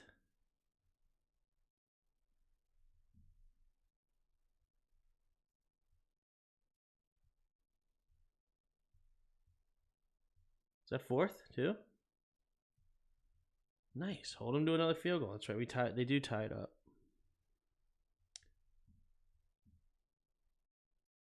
Oh yeah, they were gonna go for it, and they had another penalty. That's right. Moving back, field goal. All right, we get the ball.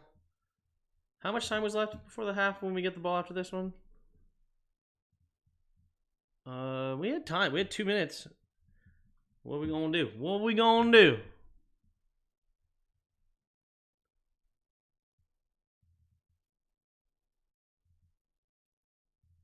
Takes a snap, drops back, throws underneath, caught by Logan. Another quick throw.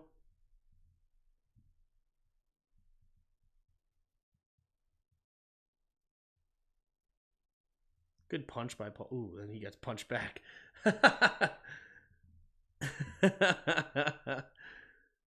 His good initial punch, and then he gets punched back. And gets thrown. Yeah, Chris Paul ain't it, guys. I think a little under 2 minutes. Yep, it was a little under 2 minutes. All right, here we go. We hurry up.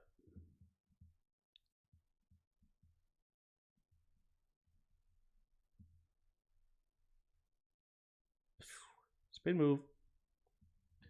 I want a defensive head coach if we don't elevate EB because I don't want Sam to have 3 different O systems in the 3 years. Stuff like that ruins a QB. So you would want to keep EB as the OC.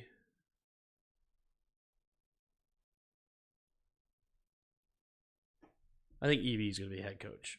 So, you know what I would love is that EB actually becomes a head coach and then give us a 3rd round pick. That'd be nice. Yeah.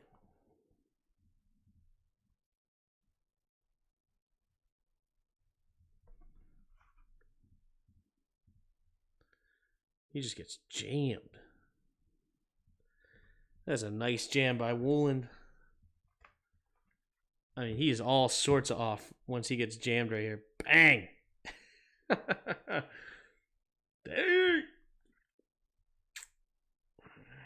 So now we have to punt.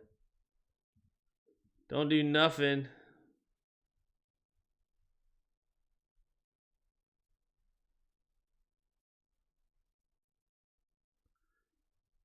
Gives up a first down is St. Juice. St. Juice did not ball today. Good grief. Come on, Jairus.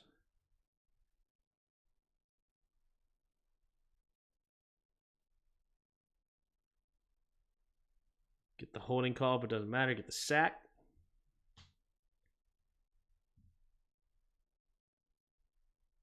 Tim, where do you have Sam Howell in the MVP race? Right now, I mean, I have him pretty low.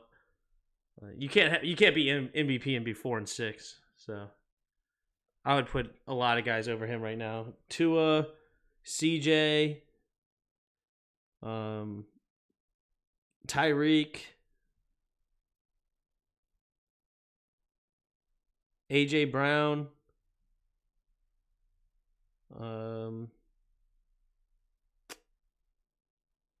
yeah, people like that.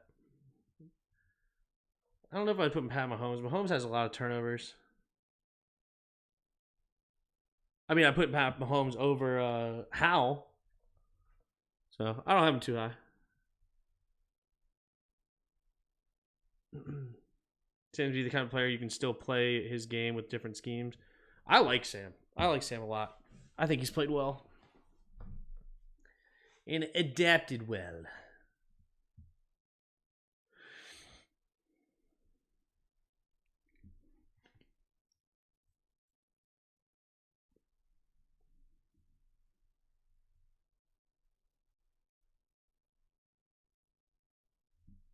Good tackle by Quan.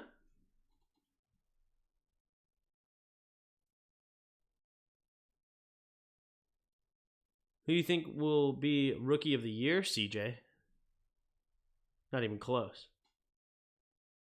Takes a snap. Looking. Goes underneath. It's a good tackle by Quan. Good tackle. He's had trouble tackling, so. Here we go. In the shotgun. Third down.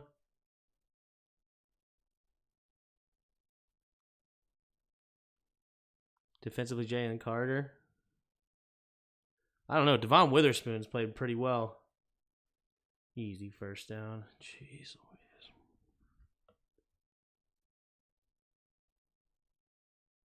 Is it Devon Witherspoon or Devin Witherspoon? I always say Devon for some reason. I don't know. It just fits better with Witherspoon, I think.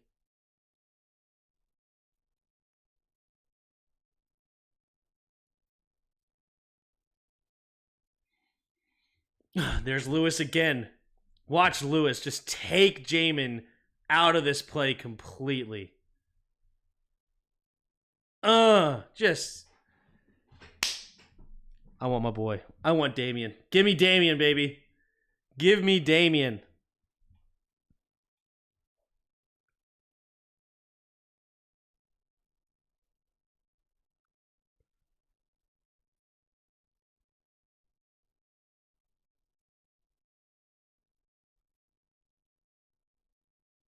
Holding. Who was it on?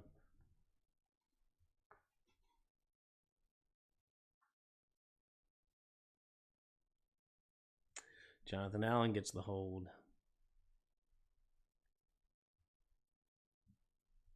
It would be media anti-Philly bias to not give it to him, to be honest. You think? Has he played that well?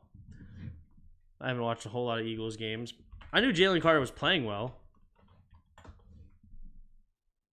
Just curious what his PFF. Ooh, 90. Wow. He's got 5 sacks out of the D tackle spot. That's awesome.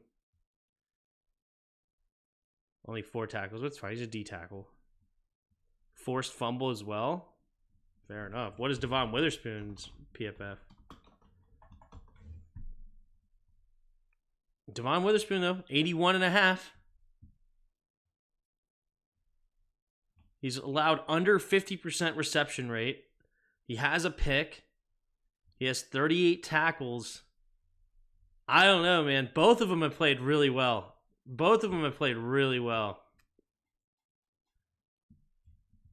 And, I mean, obviously, Devon Witherspoon plays a harder position coming out as a rookie. I feel like it's got to be between him and... it's between these two, I agree. But I wouldn't say Jalen Carter is running away with it right now. I wouldn't say he's running away with it. He's playing extremely well, obviously. But how is Skoransky played? Peter Skoransky? I don't know. I haven't watched a lot of... He's over on Tennessee right now, right? According to this, he's 62.4 overall. He's allowed 1 sack according to PFF. To be for real, PFF does gas up D tackle PFF grades. It's still Carter though, yeah. Rookie CBs usually get torched. Yeah, exactly. So here we go.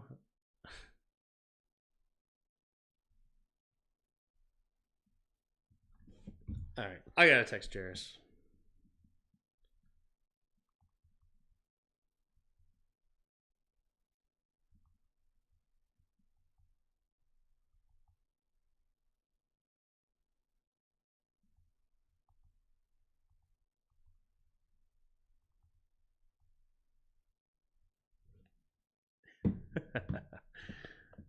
All right, here we go.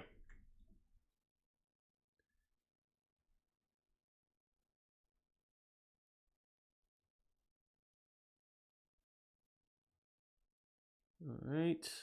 We're up to 34.5. Fortunately for us, they make a mistake and have a 10-second runoff.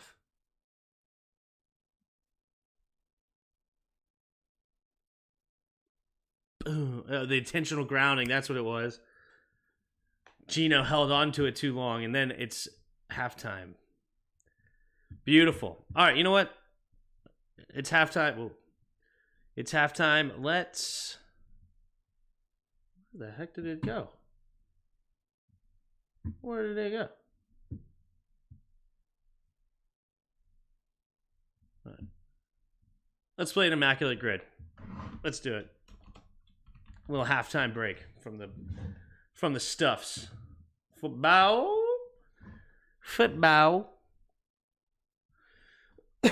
Super Bowl champion. Only one team. Super Bowl champion. Interesting. Jet. Only one team. Bill. Only one team. A Saint Super Bowl champ. Saint Jet. Saint Buffalo. Broncos and Buffalo. This one, Emmanuel Sanders for both of these comes to mind.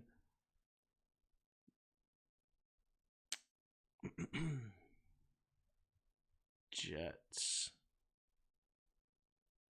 Get gritty with it. That's right. Ask Jairus how it felt to losing to me in fantasy. Uh-oh. What does Will Anderson's stat line look like? I heard he wasn't playing well. For some, I don't know that to be a fact, but for some reason I thought somebody said he's not playing that great.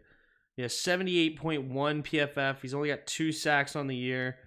I mean, it's fine. It's okay. 2 sacks is low, but 78.1 is not terrible for a rookie, but I don't think he's in that consideration of a anything. Bart Starr, only one team. That's not bad. Super Bowl champion, only one team. Ray Lewis, that's a great one. Ed Reed, also in the same vein, right? Ed Reed was there for the second one, right? I don't think he was there for the first one, but I think he was there for the second one.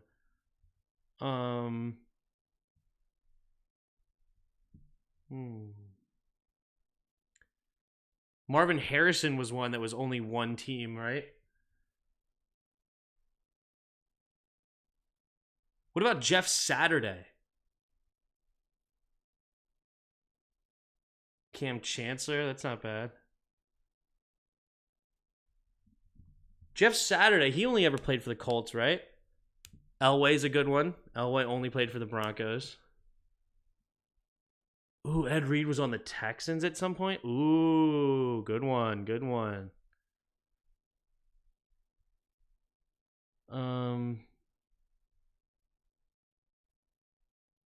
I kind of want to go Jeff Saturday. I think he was only a Colt the entire time. A Super Bowl champion. Jeff Saturday went to the Packers. Oh.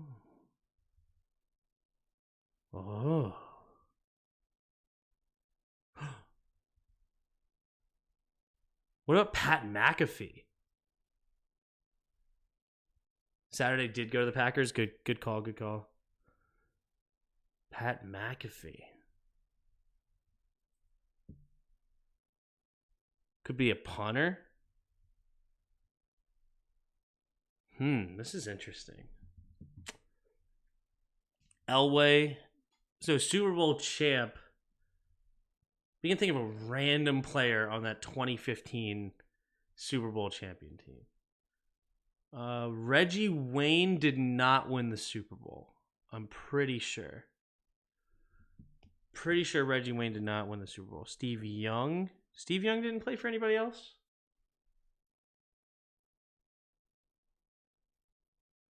Was McAfee drafted the year after the Super Bowl?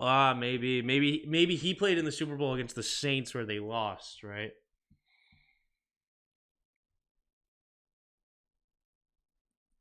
The Pat safety McCourty? McCourty didn't go anywhere?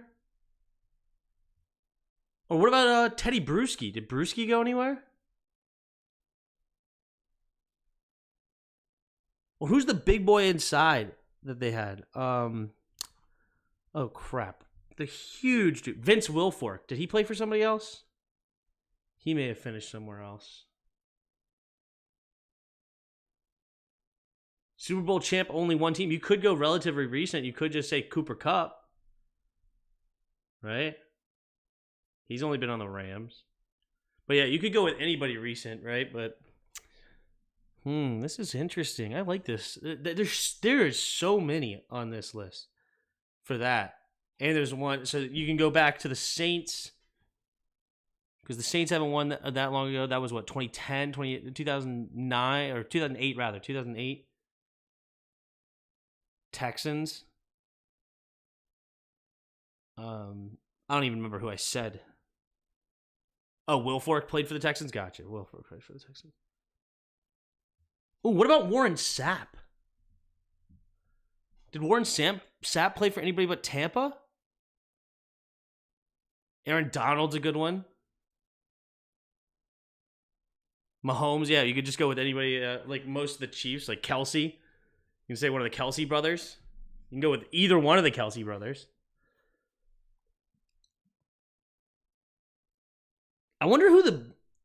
You know what? I'm also curious. Like, who would be the... Eli Manning you can go with. The Saints' Marquise Colston. Did he not play for anybody else? Raiders. I'm saying too many people. I don't even... did Warren Sapp play for the Raiders? Really? Levante David. That's a good one. That's a very good one. Or Chris Godwin? Who the heck is guessing Chris Godwin on this?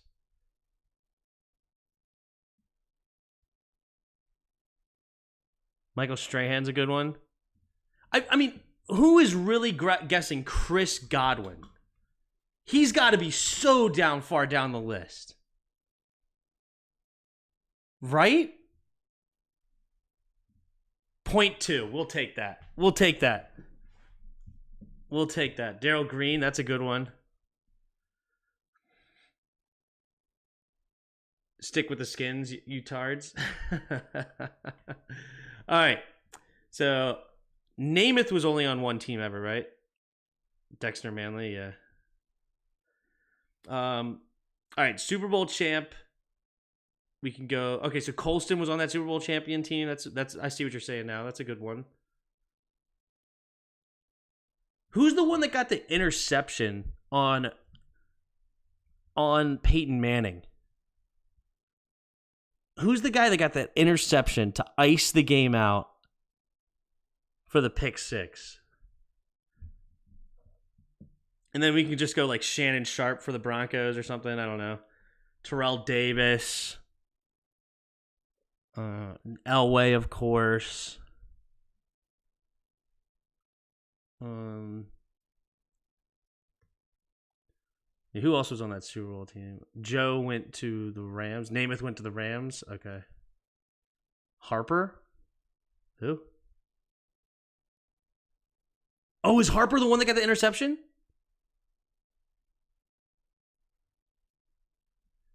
Interesting. Yeah, we can go with anybody on the Bills. Like, here's a one that there's probably not a lot of people saying, and he's only been on the Bills. 0.2%. We'll take it. Jets. Who's on a team now that nobody's going to be talking about? Only one team. It's a random player on their team. Like, is anybody going to say Jermaine Johnson? Maybe. Harper.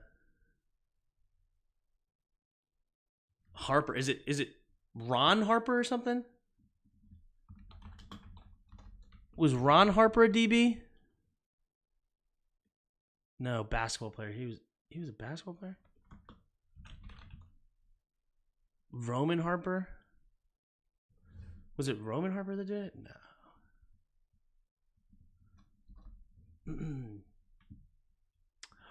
Was Brock Osweiler the backup? I love that. I love that pick. That's got to be low. Brock Osweiler? Oh, 3%. That's still higher than I wanted it to be. But it's not bad. We're under 5%. I like it. Curtis Martin. Yeah, I can't remember his first name. I like that Brock Osweiler pick. That's funny. Alvin Harper. Alvin Harper, maybe? Alvin Harper? Saints?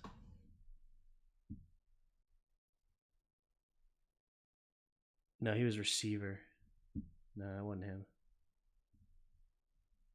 Here we go. Saints, INT, Super Bowl, Peyton Manning. I'm not going to put this on the thing because this is cheating, but I'm just curious who got it. Who was the guy that got it? Now I'm just curious.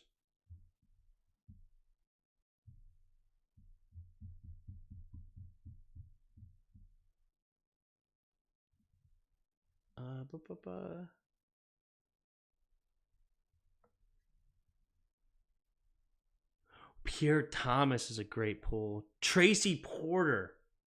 That's who I'm thinking of. Tracy Porter. That's cool. Pierre Thomas. That's a fun pull.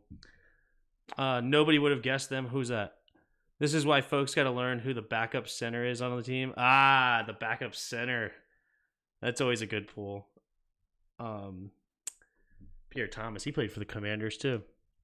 All right, so who's the Jet we're going with? It was only on one team his whole career.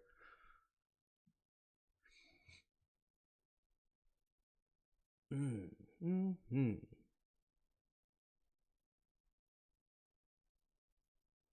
That's actually tougher than you think, probably. That almost might be like you have to go somebody current that they've drafted recently.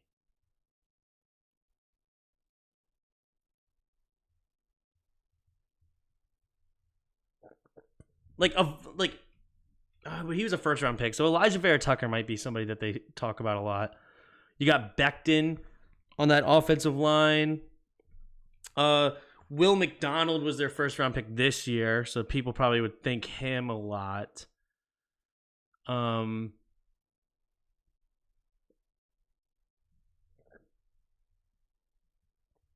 think their center is somebody they brought in. Wait, didn't Hackenberg get drafted by the Jets?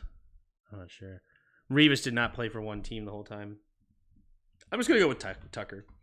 Elijah Vera.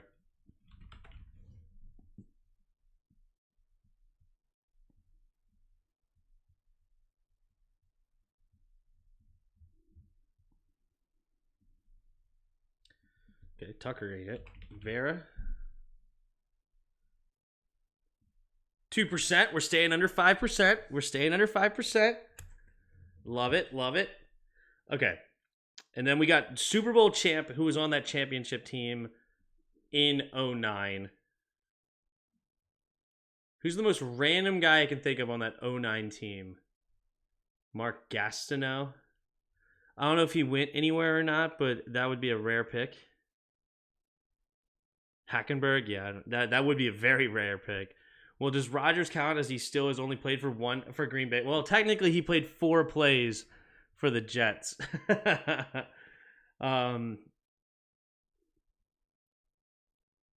Let's see. I'm trying to think of somebody else that we haven't named on this. What was his name? Lance Moore? Was he on that team? Lance Moore? I can only think of one player from the Saints team that won a Super Bowl. Drew Brees.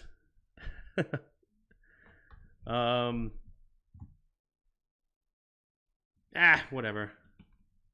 I'm just going with Tracy Porter. I said I wasn't going to, but I thought about it. All right, 8%. He did have that pick, so that's deserving that I go over 5% with that one. Vilma was in the middle. Was the middle linebacker? Ooh, Vilma. That would have been a good one. Except now he's in still the public light because of that. All right, here we go. We got Broncos and Bills. Broncos and Bills. Did McGahee play for the Broncos at all? Didn't Willis McGahee have a stint with the Broncos? Am I crazy on that?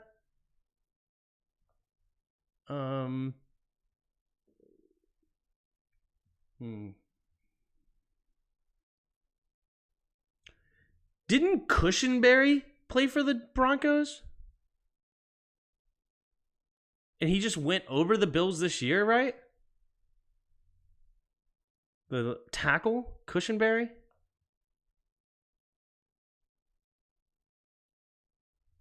It's an interesting one.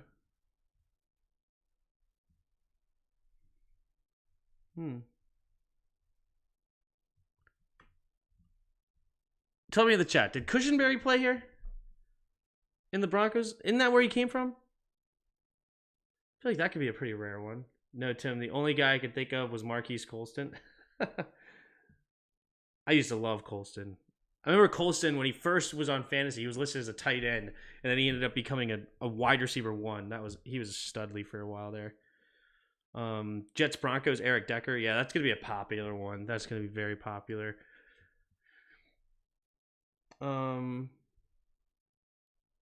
Broncos Bills is hard. Broncos Bills. I've thought of 2 though. Or well, I mean Broncos Bills is easy. I mean you have Emmanuel Sanders for sure. Saints Bills. Saints Bills is also Emmanuel Sanders, but this one to me is a bit tougher. Bills and Saints. How many guys have moved from those 2 teams? That seems very rare.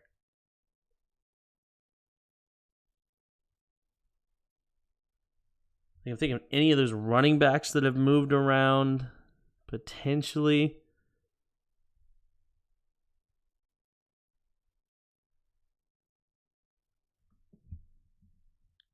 Oh, yeah, Von Miller's very easy, too. Von Miller, obviously, true. Did Osweiler play as a backup for Allen?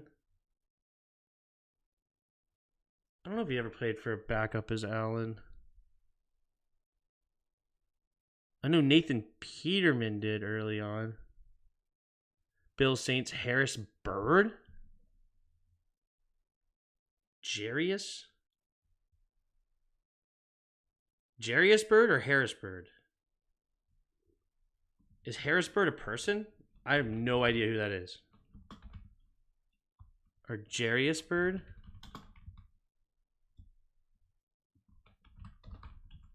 How many birds are... There can't be too many birds. Who? I have no idea. I have no idea. I wanted all the Brock. I wanted all the Brock board. Yeah, you can't repeat. Unfortunately, you can't repeat. Jarius Bird. Jarius Bird is not even on this site. He's not even a thing. Sproles? Did Sproles play for Buffalo ever? I know he played for the Eagles. I know he played for the Chargers, and I know he played for the Saints. But did he ever play for them?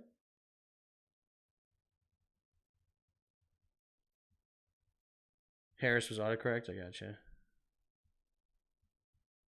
Sproles. I don't know, man. I don't know.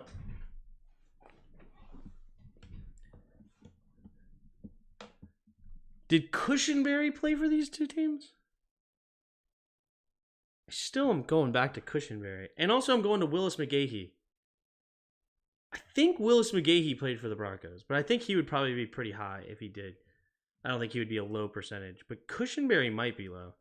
Isn't Jarius Bird the guy who got picks with the Bills in 2013? I have no idea who Jarius Bird is. Oh, Jarius Bird with a Y. He played for the Bills Saints. Ah, Bird with a Y. All right, I'll go with it.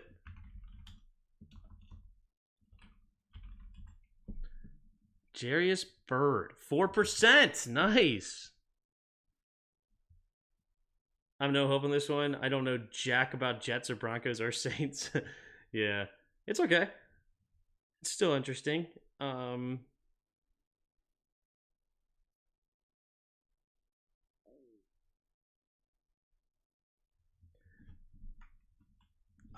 want to say Cushenberry, dude. He hasn't only been on the Bills, right? Or did he always be on the Bills? And they just have the Broncos have a different lineman that I'm thinking of.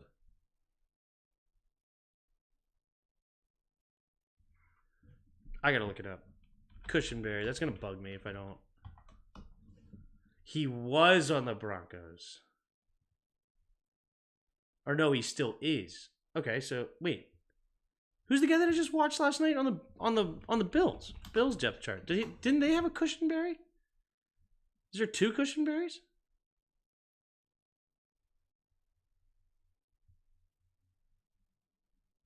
Oh, I'm an idiot. We watched the Broncos last night too. I'm an idiot. I was thinking of Cushenberry on the Bills for some reason the whole time, but no. Reason I heard Cushenberry last night is because he's on the Broncos. Sometimes Timmy is an idiot. All right? Sometimes I have some stupid stuff. I think this is Willis McGahee. Willis McGahee.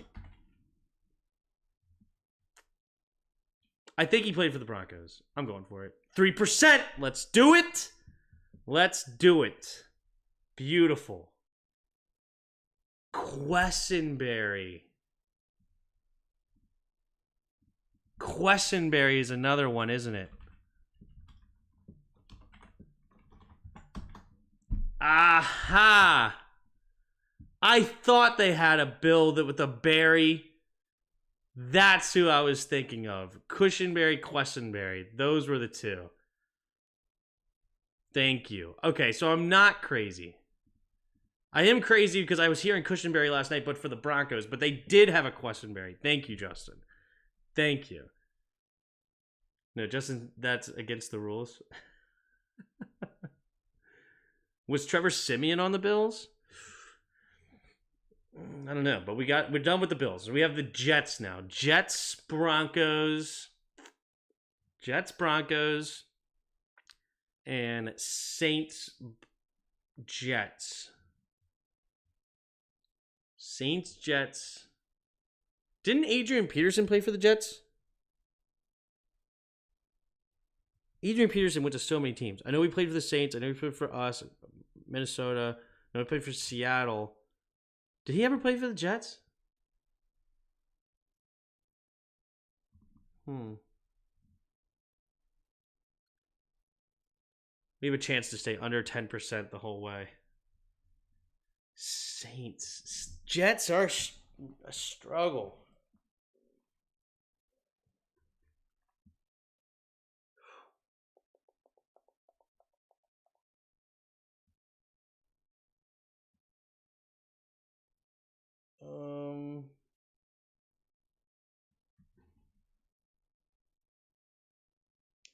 I mean, obviously, you could just go Decker, but Decker's going to be the most common. For sure. For sure.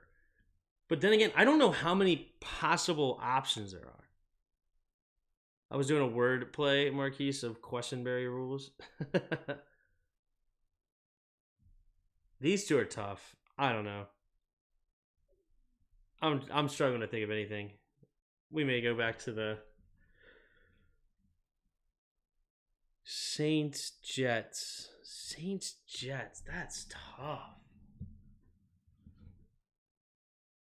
I don't know if I've thought of anybody yet for Saints, Jets. I haven't. I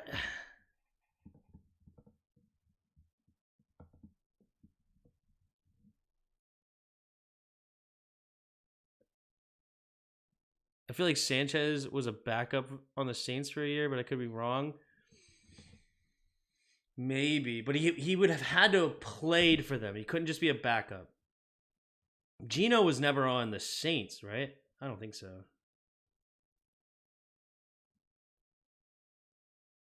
Was Bridgewater ever on the Jets?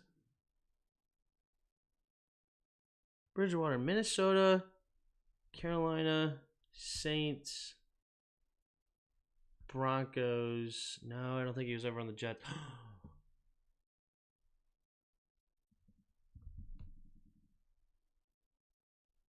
No.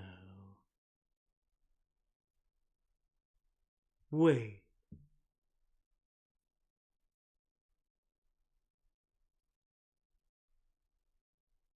No. No. No. Joe Flacco never played for the Broncos. I don't think Joe Flacco ever played for the Broncos. No. Has rules to do with boxing. Gotcha. Fitzpatrick? Fitzpatrick was not on the Saints, and I don't think he was ever on the Broncos either.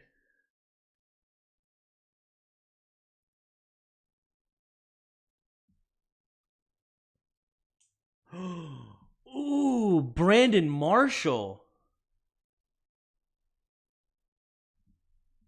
Brandon Marshall here. That might be more popular than Decker, though.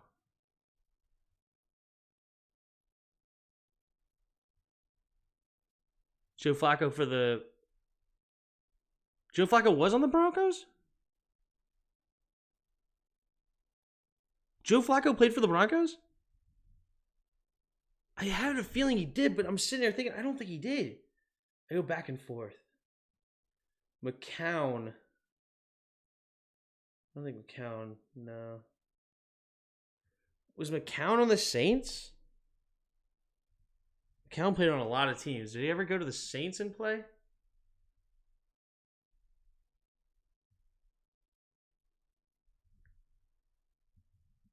Just looked it up. You are not getting Jets and Saints? Oh, really? Flacco was on the Broncos? Ah, Flacco was on the Broncos. Interesting. So Flacco's going to be a common pick then. Flacco's going to be very common. Decker, probably very common. Brandon Marshall, is that going to be very common?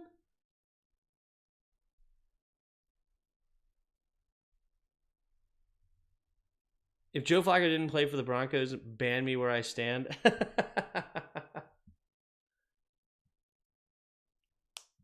Okay, so no, he didn't. You just looked it up. Okay, so he didn't. Jets and Saints is Demario Davis. Demario Davis? Davis? No. Wait, what? He said, I just looked it up. You're not... There's only one guy you have a chance to pull. Is it Demario Davis, Bod? Is it Demario Davis? There's only one guy you have a chance to pull. Interesting. Interesting. That has definitely piqued my interest. I'm not going to lie. No. Okay. I thought Davis is still on the Saints. I don't even know why I questioned that. And I was certain he was a first-round pick for them. I actually never heard of Davis. You know Demario Davis, the linebacker for the Saints. Or I mean, maybe you don't. I don't know. I mean, he's first round pick, but interesting. That's definitely piqued my interest a little bit. Let's think here. Let's think. So I'm not gonna get. Okay. Not gonna get the Saints Jets. I like the challenge. It's not Alvin Kamara. Alvin Kamara's been a Saint the whole time.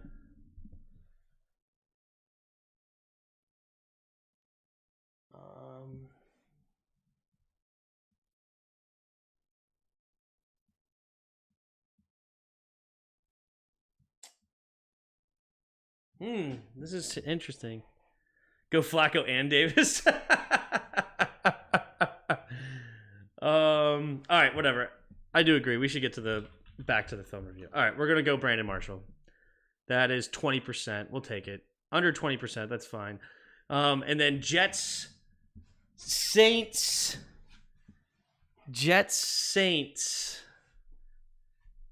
A shot in the dark.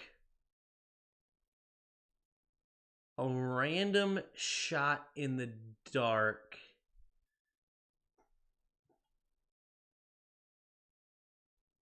Jonathan Vilma? Oh, somebody said Vilma earlier, didn't they? Actually, I think somebody said Jonathan Vilma for those two. Actually, I think they did.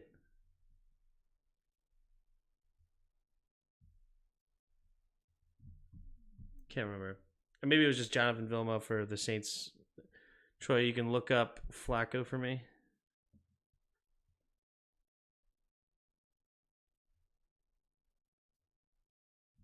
Just looked it up. He's lying to you. He was the only guy on the list I actually knew. Is Demario Davis? Stop. I'm not going Davis. Oh, he was drafted by the Jets. And he was a 3rd round pick. Wow. Wow. I didn't realize that. I thought Demario Davis was always on the thing.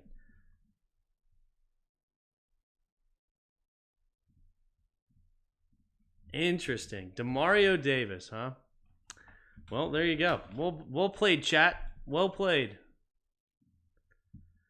How many people guessed him? 20%. All right, we got a 20% or lower board. That's not bad. He was right about Davis, whoever he said. Yeah. Look up Flacco now, Tim. Joe Flacco.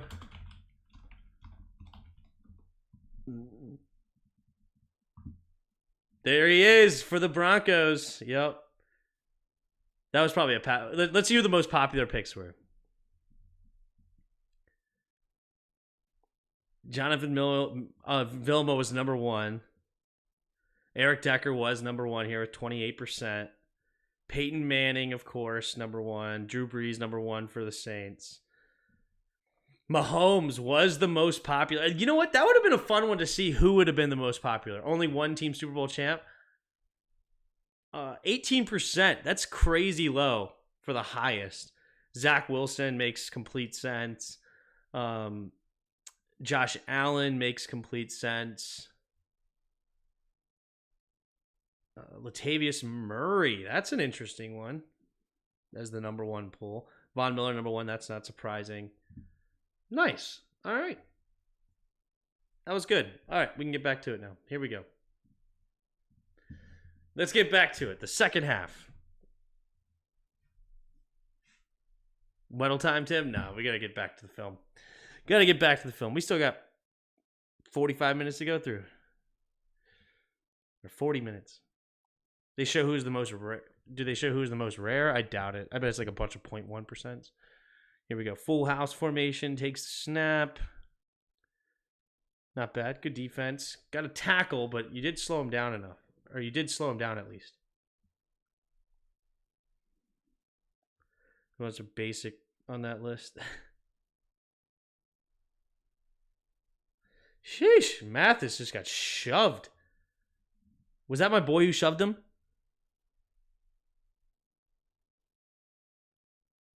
It was. It was Damian Lewis who shoved him back. Lewis is a beast, dude. Lewis is a beast. Give me some Lewis.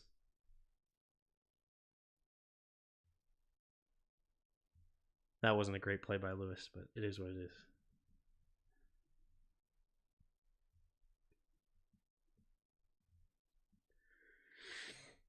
All right.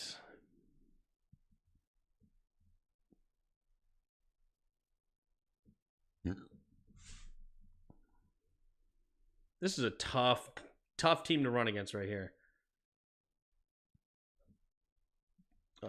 That's a tough front. I mean, those 3 right there. Here we go. In the shotgun. Steps up. And we actually got a sack. That was the only sack of the game. And Allen gets it. You saw the Warriors and Timberwolves fight? I did not. What up, expert? So that was the only sack of the day. We force a punt to start the second half. So it's all knotted up, 9-9. There's the kick. Let's count. Oof, what a hit. We'll end up signing Jerry Lewis instead.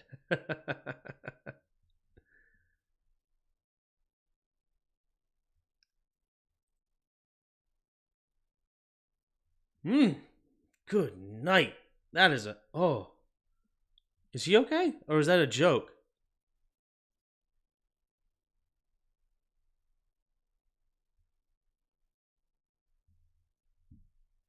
I couldn't tell. I think he may have been joking. There we go. Handoff up the middle. I love not blocking Wagner on a run play up the middle. I love that. Whose assignment was it?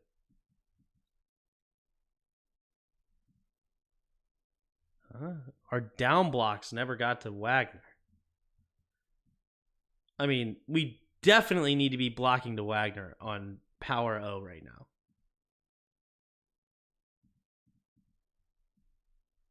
Oh, what?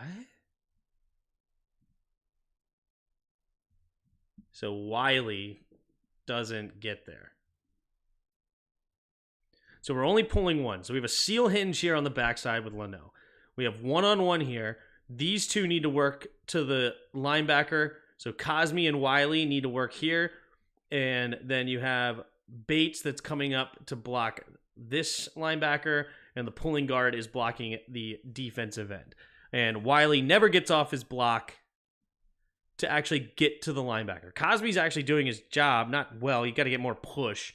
But at least he's trying to take this over so that we can get to the linebacker here. Oh, then he just completely flops it at the end, so that's just terrible. But yeah, Wiley should not be taking this over. You got to get to the linebacker, dude. Like, you should just be putting a hand on him and getting to the linebacker. Frickin' Wiley, dude. I think the NBA is trying to do... What? What is the NBA thing? All right. Ben Johnson more likely to the Chargers, I think. Very possible. Takes the snap. I mean, they're so talented over there, so I actually don't blame them. And we do it again. That's so crazy. It's the same exact situation, and he does it again. It's only a 3-man rush, and we're getting pressure. Love to see it. Not. But Hal handles it, slings it out there to Robinson. Samuel laying blocks down there. Nice. Only a 3-man rush. Oh, gosh. Cosme, come on. Yeah, Cosme struggled on that one for sure.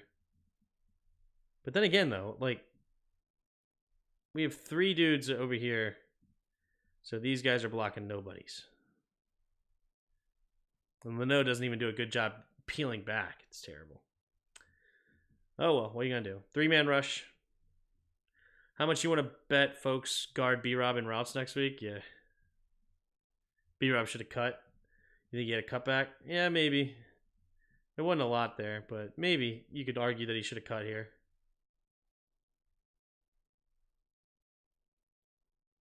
Cut it back. I mean, there's not a lot out there. It's fine. Just get out of bounds. Don't fumble it. Get the big play. We're at the 21-yard line. Let's go. Takes a snap. Drops back. Looking. And just throws it away. Oh, man. Where's our route separation? We had 3 dudes in the same spot. What is this, a Hail Mary? Like, what is this? This is not correct. No way is that correct. That is terrible. Somebody did not run something right.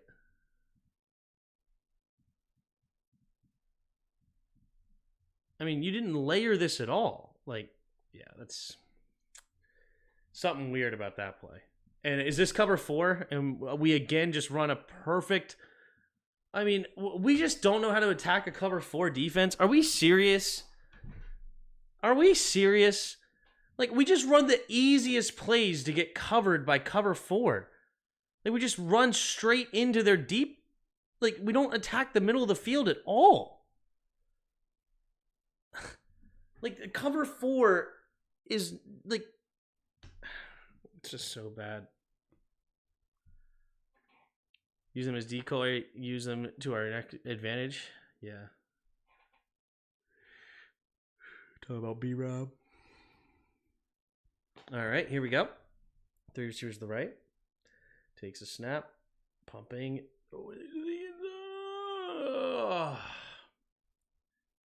It's good coverage by them, but Hal still needs to give him a chance.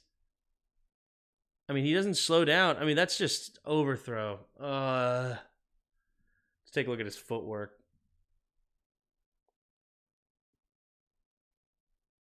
Yeah, not good footwork at all. Ugh. He's way off balance, fading away, like pumping and just... Yeah, this is bad footwork here. Yeah, he steps way outside to throw it. Come on. Did you see the BS about the Denver holder? Has a turf burn and Bills fans saying he had pine tar. How would pine tar help a field goal? Well, it helps him catch. But I did see that... I saw what they were talking about. I thought it was weird, but... Anyway. Looked like Jahan Dotson got jammed way past 5 yards. So we're here at the 22.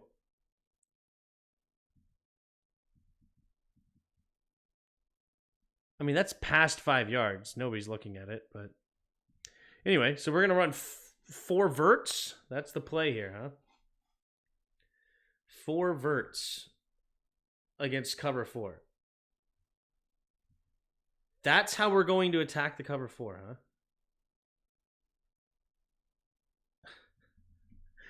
The play that the coverage is literally designed for to defend cover 4 to cover 4 verts. And that's the deep route we run, and then we get sacked.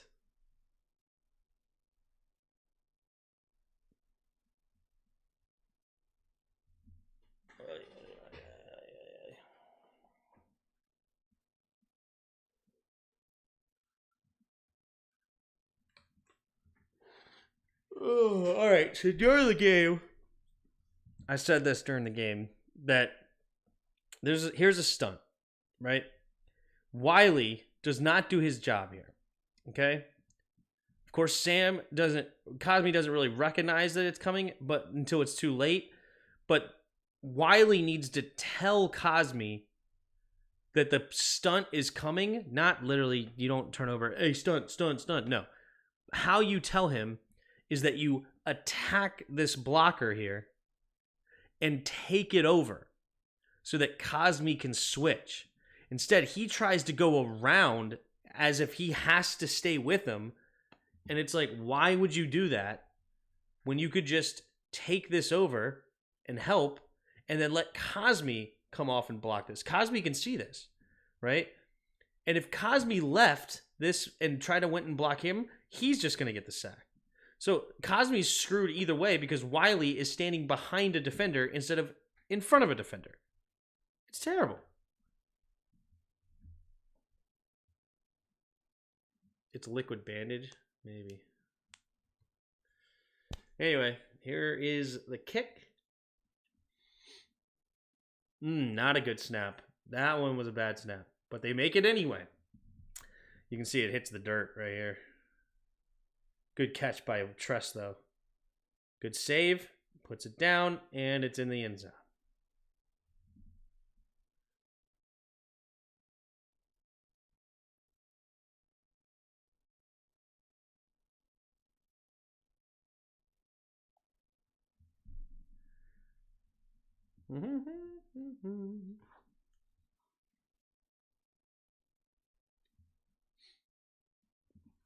All right, so now Washington's up 12-9. Witherspoon and Woolen are good. Yes, they are. They are legit. Told you B-Rob should have been cut. Should have cut? Oh, yeah.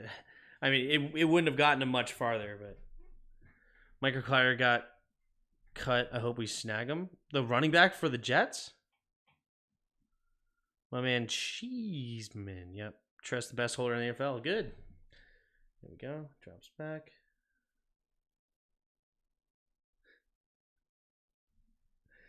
He gets beat on a double, triple move here. Hesitate, go, hesitate, separation, first down. Dude, Jarris was just making things up, bro.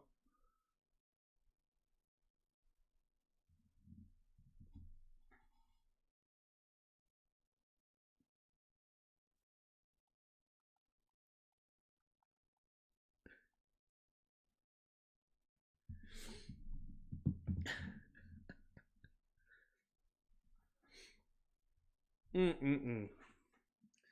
No pressure whatsoever either.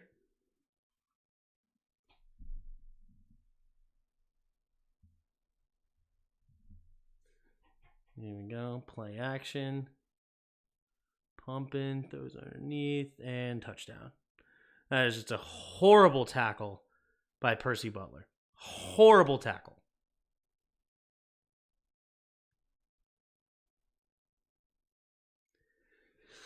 Watch number 35. And Danny Johnson slipped. That was bad, but whew, that's a terrible attempt at a tackle.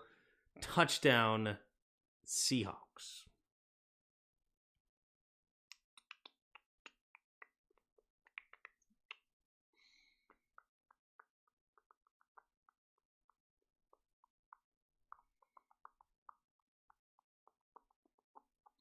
I missed Turner or Norwell. Yeah, that's terrible. There's the snap, the hold, the kick is up. The kick is good. Yep, Danny Johnson slipped, and Percy Butler, very poor tackle attempt. Very poor. And 2 plays later, it's a touchdown.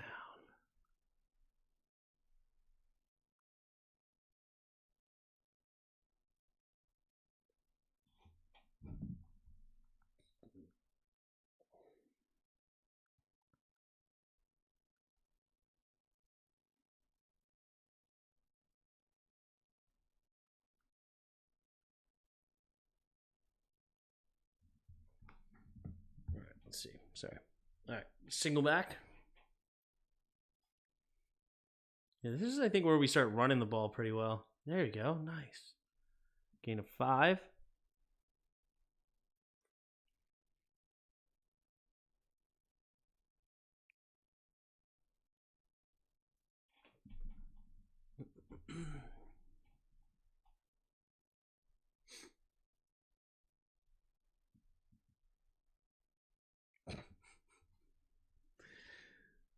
Chris Paul still didn't block the linebacker, and that's who makes the tackle. Never blocked him, and that's who hits B-Rob. Yeah, Chris Paul can go. He's not good. I'm fine with Larson over Gates. That's fine. Nice keep, but then he fumbles. Gosh, dang it. Brutal. Can't fumble there, man. Can't fumble.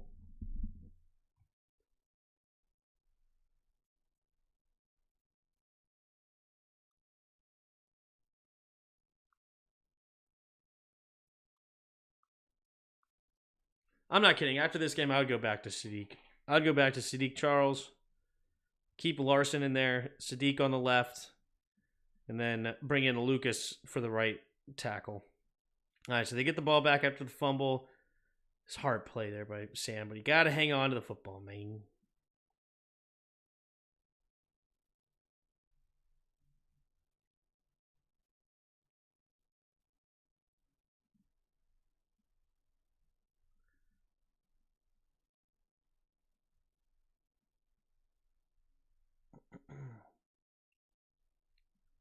Ooh, Jonathan Allen gets the holding call there, but that was a bad holding call. That's my man Damian Lewis.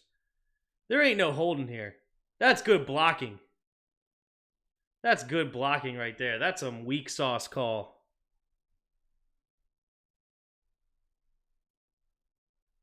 I want him next year on our team, man. Look at the holds on that play. I think they called it on 68. Was there another hold? Did somebody else hold more?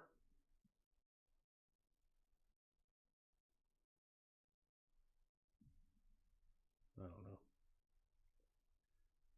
They've painted a full Nelson. Here we go. Play action, fakes the screen, steps up. Then he goes under the screen anyway. That's nuts. That's nuts. It's crazy that worked. That is gnarly that worked. Very sad. I like to watch it frame by frame to see Howell's was down. I didn't think he was. During the live broadcast, I thought he was up.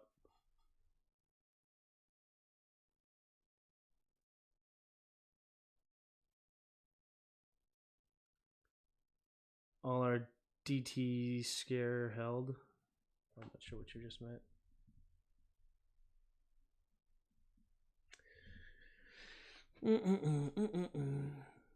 They ever DT in a full Nelson? Gotcha. Handoff up the. Oh, yeah. Who's that? Jamin. Beautiful attack here by Jamin Davis. He just hits it immediately. Well done. Well done. Who was supposed to block him? It wasn't Lewis, was it? No, he got up to Mayo. He did a great job getting up to Mayo, by the way. So it looks like, yeah, these two are blocking to Mayo. The center, it looks like he should just be blocking here. Oh, yeah, the center should not have gone to Payne. He's got to get up to the linebacker, and he just misses it. Great attack by Jamin Davis. Beautiful attack. Here we go. Takes a snap, drops back, has to escape the pocket, pressure, and a holding call. Let's go. Move him back, baby. Move him back.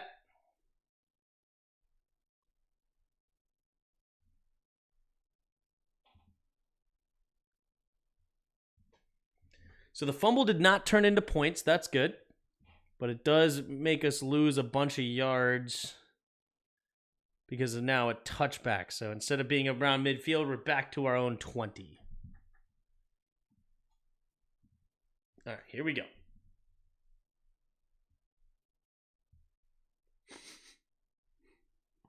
All right, three receivers to the left, takes a snap. Got a quick throw. Love it. Love it, love it, love it.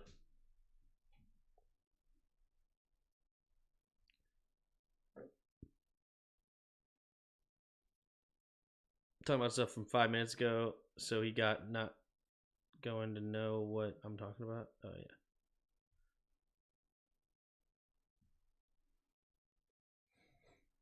Here we go. Three receivers to the left. Takes a snap, drops back. Pressure, sitting at the screen. Gets B-Rob. Chris Paul misses another block.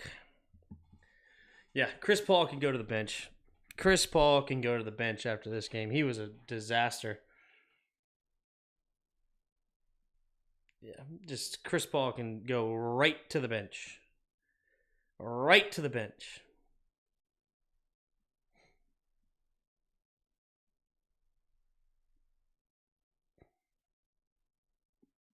Get the first down. Let's go. He definitely got past the 30. Well done. Play action. Throws underneath. Caught. But not a lot there. So basically lose a yard on the play. No, they give him like a half yard, quarter yard or something. Takes a snap. Looking. Escapes to his right. Throws it outside. Nice. There's Pringle. Pringle. I love how Sam keeps his eyes downfield. Pressure from Larson. Doesn't matter. That guy came with a full head of steam on Larson, didn't he? Jeez. Three receivers to the left. Takes a snap. Drops back. Throws it to the right. Nice. That was a beautiful catch by Dyami Brown. Good throw here by Hal, just putting only where his guy can get it, low and outside or inside, and he makes the catch. Dyami Brown, let's go. First down, up to the 44. Takes the snap, play action, roll to his left. Howell's going to throw it outside. You just got to run that, dude. Good coverage by Woolen, but you just got to run that. You got room to run. You just got to. This is covered, dude. You know, he had a little bit of separation if you threw it at the right time. Like, you had to throw it right. Yeah, I mean, this is just the timing's not that. The ball basically has to be thrown now. But it is what it is. Tim, you gonna stream the Macy Thanksgiving parade? No. But I'm probably gonna stream the game though. Me and the Rye guy are working on that. All right, in the shotgun. Takes a snap. Play action. Steps up. Pumping. And down goes Sam. All right. Was there anything open?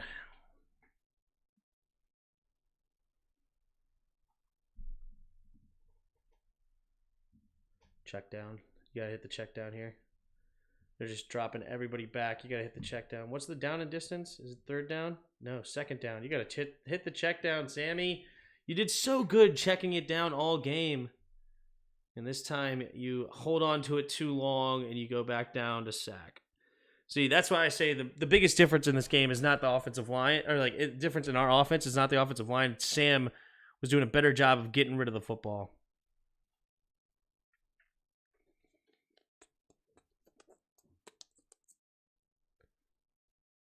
Takes the snap, drops back, throws it over the middle of the field, and incomplete. So, 3rd and a mile. That wasn't going to be good. So now we punt, and we're back on D. So we're going to play action, steps up, throws it over the left side, and easy pitch and catch. Nobody near him. What is it, cover 3?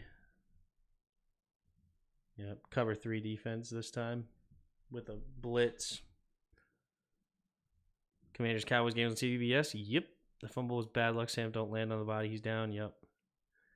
Here we go. Takes a snap, drops back, looking, throws it to the left side, and it's caught. There's versus bye. So that's right.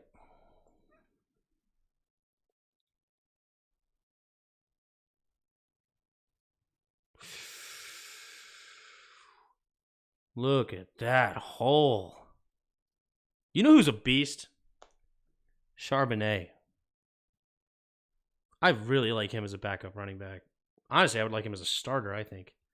But, I mean, that's just too easy. Jeez Louise. Look at that was blocked to perfection. They pull the guard.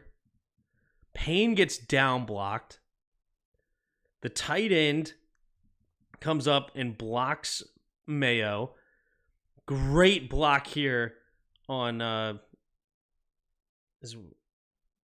was this one? 97. Oh, Obata. F.A. Obata. Great block here by Parkinson, making sure he's upfield out of the play. And then here comes my boy Lewis pulling guard and just laying the wood on Jamin Davis. That you cannot ask a team to run power offense better than what they just did. I mean, down block, tight end comes up, down blocks here, Mayo. Great wham block here. Just kick out block here by Parkinson. And then a pulling guard, wide open hole to just run up and lay the... This literally could not be executed any better than I've ever seen. I mean, that is textbook. And then you have this to run through. That is easy. Oh my goodness. You could not ask for a better play right there. That was incredible blocking. Incredible. That's exactly how you want it ran. Jeez Louise, that's awesome. I hate that it's against us, but I respect good offense. Oh my gosh, and then they do it again. I mean, the whole...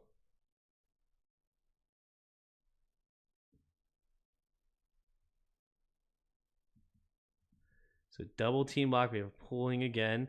He's going to wham block 97. He's getting up to 52. He's doing a good job keeping an eye out on there on Mayo.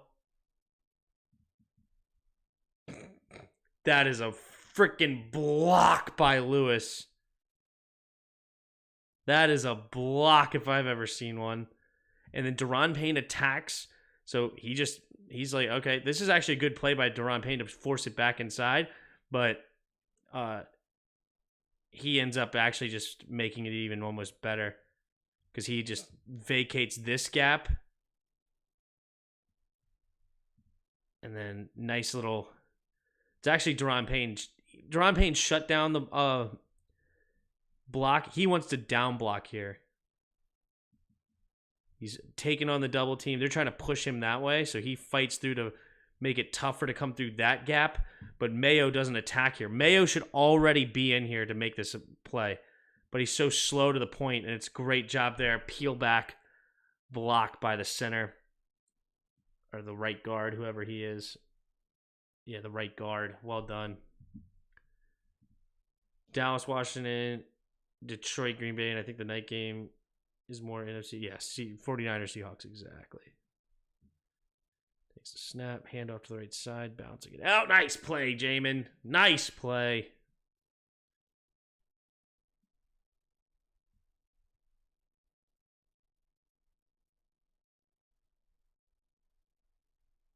Good job. Not letting him get outside.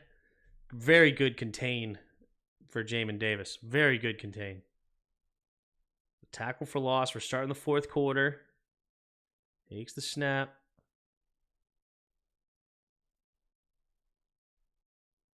Gets it out there to Fant. I mean, Benjamin St. Juste freaking holds the crap out of him, huh? But it doesn't matter. No call.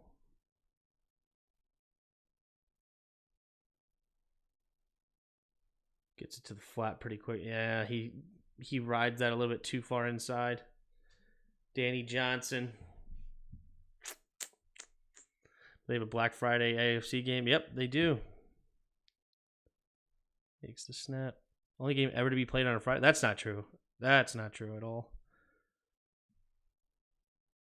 It's the only game to ever be played on Black Friday, yes, but not the only game to ever be played on a Friday. So third down. Setting up the screen, and they almost get there. Get the fourth down, and what do? I can't remember. I think they go for it and get it, don't they?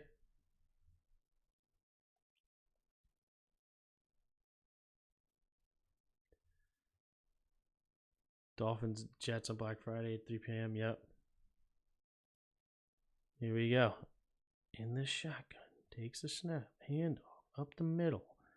And they get the first down with ease. They started running the ball very well on us here. Very well.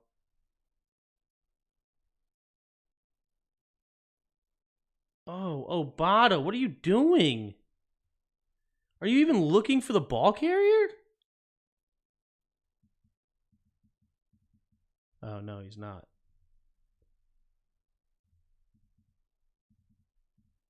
He's actually not. He couldn't see him. Never mind.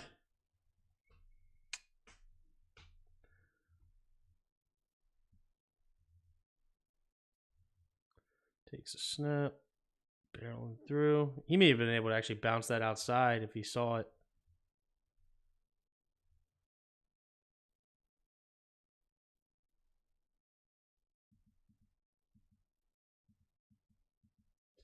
Bad block by the tight end there.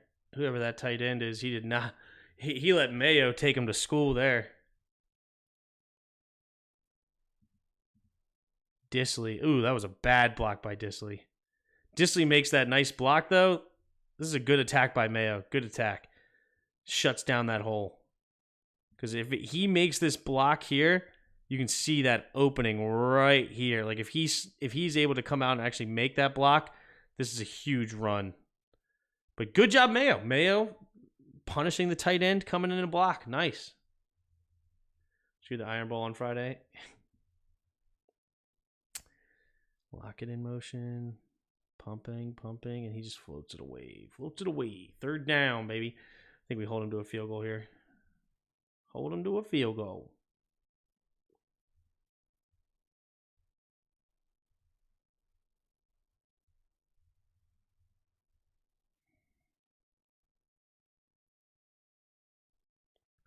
Out of bounds. Out of bounds. And they take the field goal.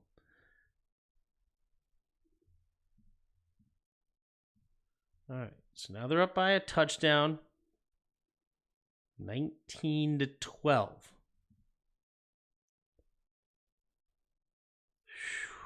B-Rob.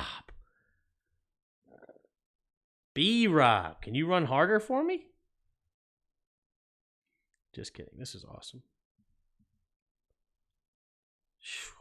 It's not even a great block by Leno. He just runs right through that arm tackle. That's what I'm talking about, baby.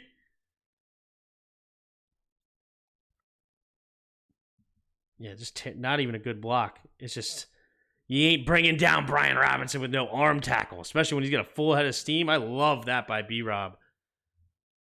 Good, decisive, hitting the hole, running through the arm tackle with a nice gain. Now he runs outside again. And again, Leno just doesn't block him. This is just a nice move by Brian Robinson. Watch this cut by Robinson. Leno gets beat. To the outside, there's Brooks, but cutting it back up. Again, not being brought down by arm tackles. Love that. Love that, love that, love that.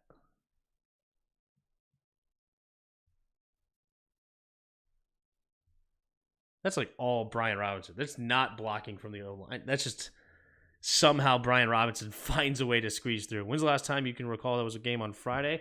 It was Tampa Bay versus Detroit. Tampa Bay versus Detroit. Was it day after Christmas?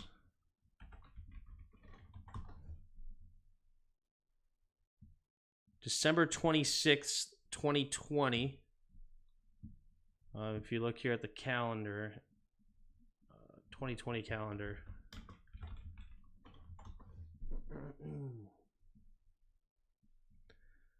2020 calendar. We go here December.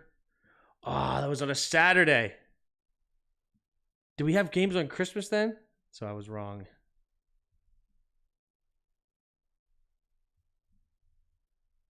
Do we not have a game on Christmas then? Maybe I'm wrong. Has it never been a game on Friday? No, wait. This was posted the 26th. At 4:23. But when did this game happen? Did this play on Christmas?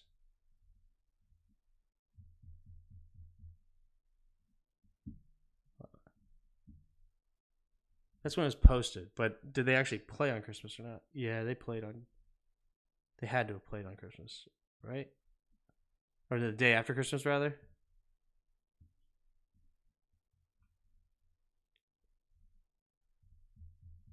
Packers Browns was Christmas that same year. Yeah. Christmas football 2020. Schedule includes rare Friday games. Christmas Day surprise. December 24th. Oh, a lot of NFL Friday games. Not a whole lot, but there was other ones as well. But not since 2009. But there was one in 2020. It was, yeah, anyway. Who was the game? Christmas. On December 25th, New Orleans... it'll be in New Orleans between the Vikings and the Saints. So the Vikings and the Saints played before. Yeah, that's the game. That's the game. That's the game. What's his name? Had 6 touchdowns in. Alvin Kamara had 6 touchdowns that day. Alvin Kamara 6 touchdowns. I went against him in the championship.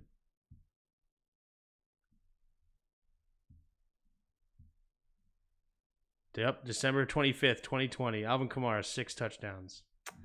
Crazy. Anyway. All right, here we go. It was actually the day before the Christmas game, so not the Tampa-Detroit game. Here we go. Hand off to the right side. Cutting it up is Gibby. Gibby with a nice run here. Nice putting your foot in the ground and turning upfield. Take a look at the blocking. Look at Chris Paul. Yeah, Chris. That's what I'm talking about. Look, he just turns and runs and he gets in his way and it actually becomes, wow, look at this. Just starts running. Get in his way. Perfect. Block. So Chris takes until the fourth quarter to figure out how to block in the outside zone. Give you a little dance. Ooh. Dancing on that one.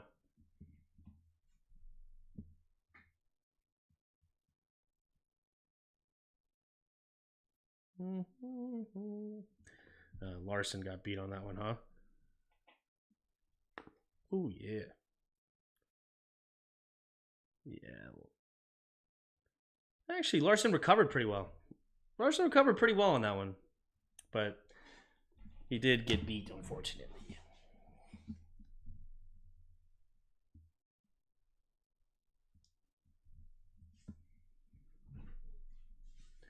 Quick throw to Logan. And then I think... no, it's not the next play. It'll be... No, wait, is it the next play? Is it Jahan Dotson? Touchdown? Next play?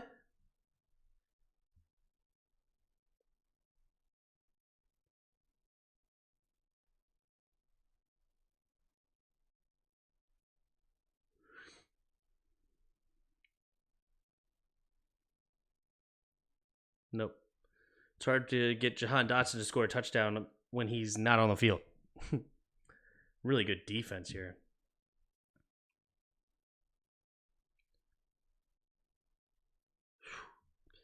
If Witherspoon doesn't touch that, that's probably a pick six. Yikes. Yikes.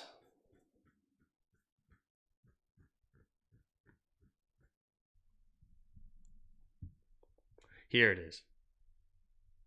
Here it is.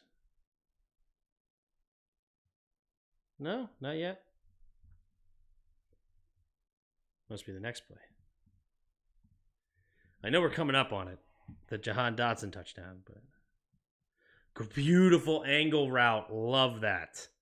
Love the angle route. What defense they got here? Cover 4? Yep, cover 4. And what do you know? You attack the middle of the field and you get a huge play. Shocking. Shocking.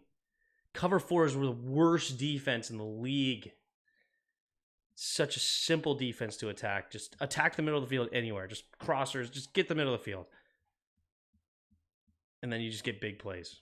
Good block there by Brown. That's a big block there by De'Ami Brown. Not to get a blindside block. Get in front of him and make a block. Here we go. Takes a snap. Oh, it's the Gibby touchdown. Nice.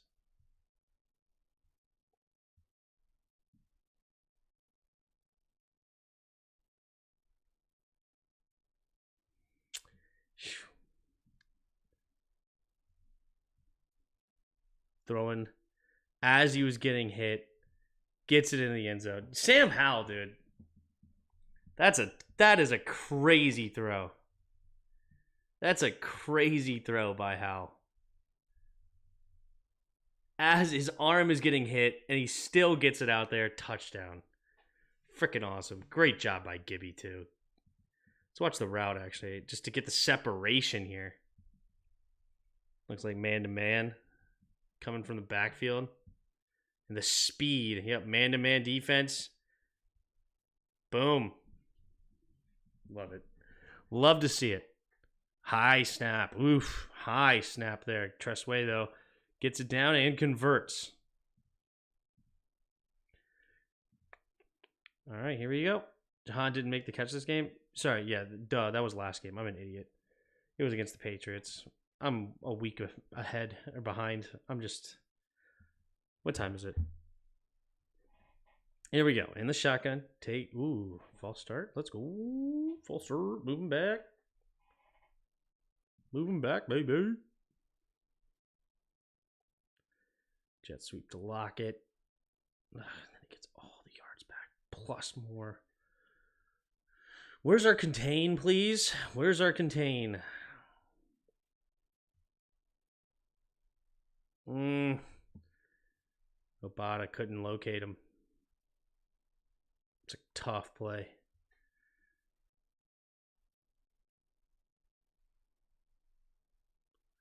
Pitch play to the right, and then first down. We get them first and 15, and in 2 plays, they get 20. Dang it. Again, no contain. Cameron Kroll's got to do a better job containing there. You got to do a better job containing. But he was more worried about man-to-man defense. Man-to-man. Good play against man-to-man. Steps up. Going deep.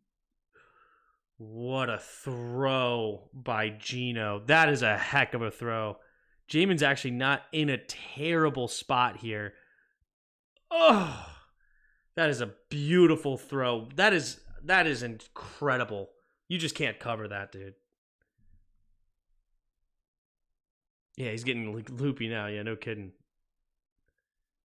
That touch on that football is just disgusting by Geno. That is filthy. Oh, did he just bowl?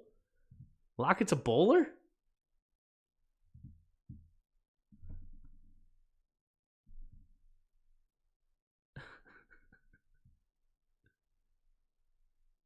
So why was our defense really good last year, but now it's horrendous? It wasn't really good last year. That's the problem. People don't realize that.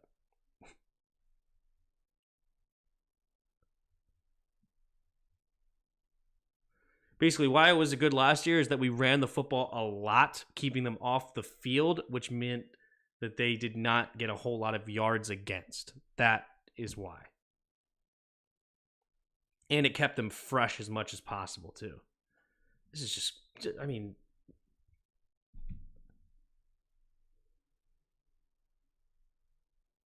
it's a perfect block by Lewis.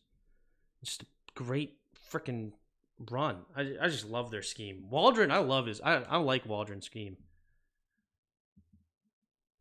And I like Lewis a lot. Oh, he got cut down on that one. Is that allowed? Yeah, he's actually looking at him like, is he allowed to get cut like that? Can you go low? Oh, he didn't get cut. Okay, never mind. He got hit in the waist. It's a good play by F.A. Obata. Good play. He did not go low. He got him right in the waist. Bang. That's completely legal, completely fair. Nice.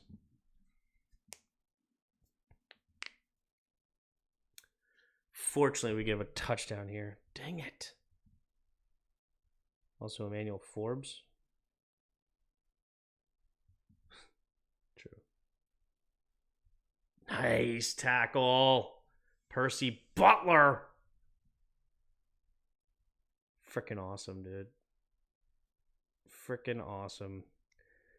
But unfortunately, they go for it, and we give it to them with the pass interference. Benjamin St. Juste gets called for the pass interference. Because he's there early. I mean, it's clear.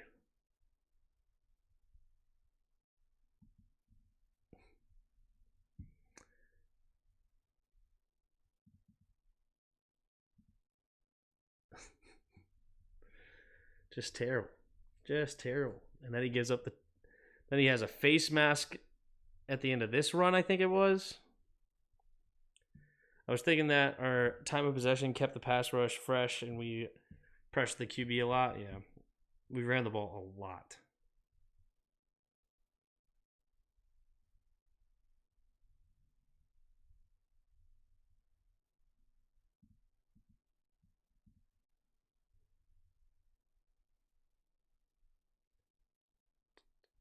Out of bounds.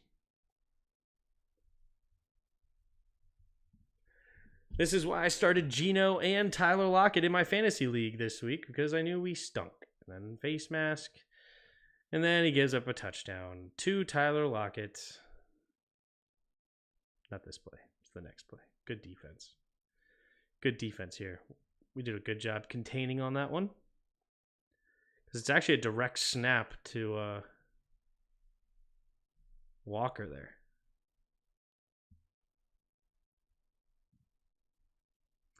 And then touchdown. Oh, yeah. What are you going to do? What are you going to do?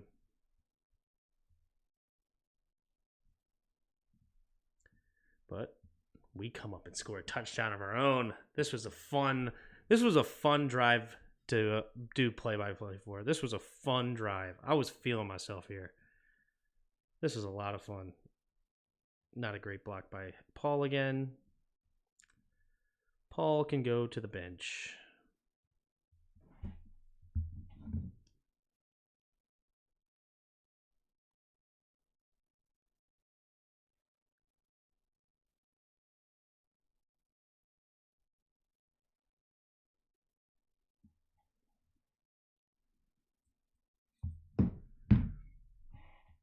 There we go. Terry McLaurin, baby.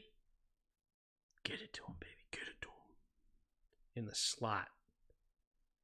Actually moving Terry around. Going against Witherspoon. He gets the first down. That's right. When Terry's on a frickin' rookie, you throw it to him, baby. First down. House close to 400 attempts already. He leads the league in that category. Yep. That he does. Takes the snap. But, yeah, because we don't get a lot of big chunk plays all that much. We did this week, though. We got a couple of nice ones for Brian Robinson, but we don't always get a lot of chunk plays. Good job, Hal, not taking a sack, just throwing it away. Keeping his eyes downfield again. Oh, dropped. Dropped by Crowder. Gets underneath. And this brings up fourth down. And you know where we go on fourth down, baby. You know where we go on fourth down. You give it to Terry McLaurin. Love it. I love it. I don't know why they didn't put Witherspoon on McLaurin here. That's crazy. Or Woolen. But that's a mismatch. You get it to Terry, and you get a first down. KJ Henry seems promising. I have no problems anyway. Tim is texting EB to tell him to bench. Yeah.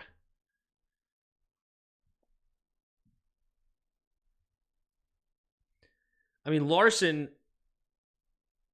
I mean, the worst offensive lineman in this game by a country mile was Chris Paul. It's bad. So now it's incomplete. Almost picked off. That was almost picked off.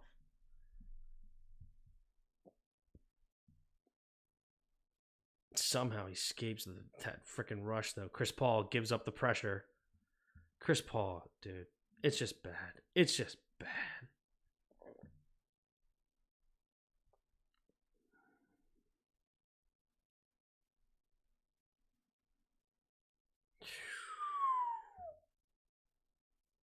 That is filthy.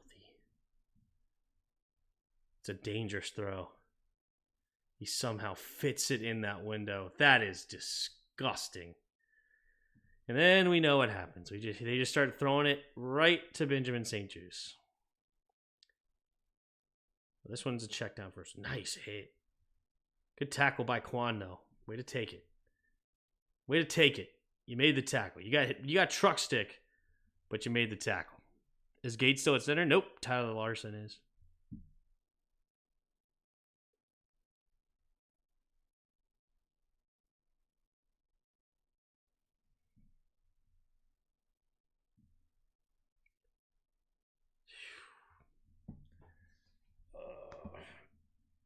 Just gets ran away from.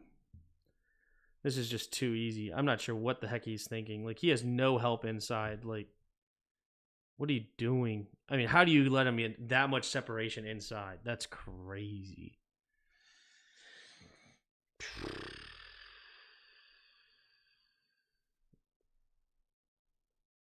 You know what? Actually, I'm completely lying. This is just a bad play call. This is just a bad play call. Somebody needs to be here. Because he needs to protect the sidelines. Because we don't want him to get free yards and out of bounds. So never mind. That's just a bad defensive play call. Jack Del Rio could go somewhere. But it's like a broken record. I mean, come on. Jack Del Rio needs to go.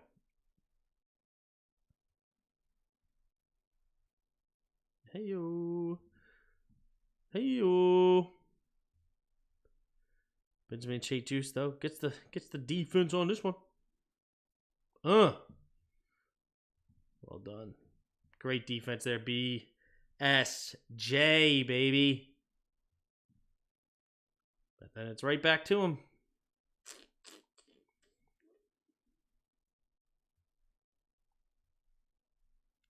Did we really run cover 4 here? Did we really run cover 4? Forget him, dude. Just forget him.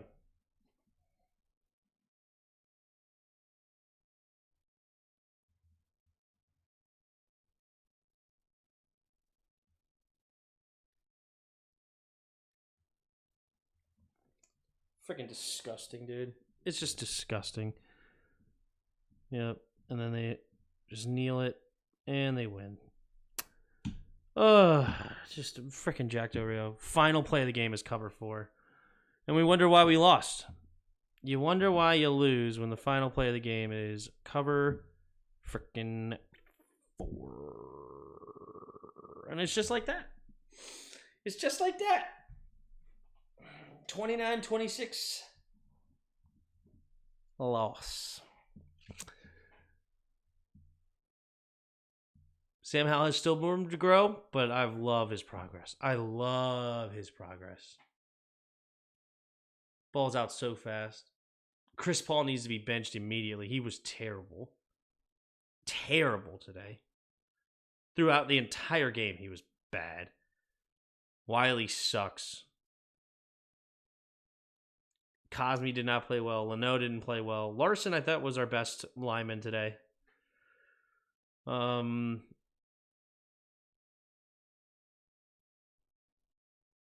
Robinson had some big plays. That was awesome. Sam Howell did miss some things, though. He did miss some stuff. We don't know how to attack the cover 4, one of the worst defenses in the league, and yet somehow we can't move the ball on it. Yet our cover 4 just gets torched all day because it's just so easy to destroy.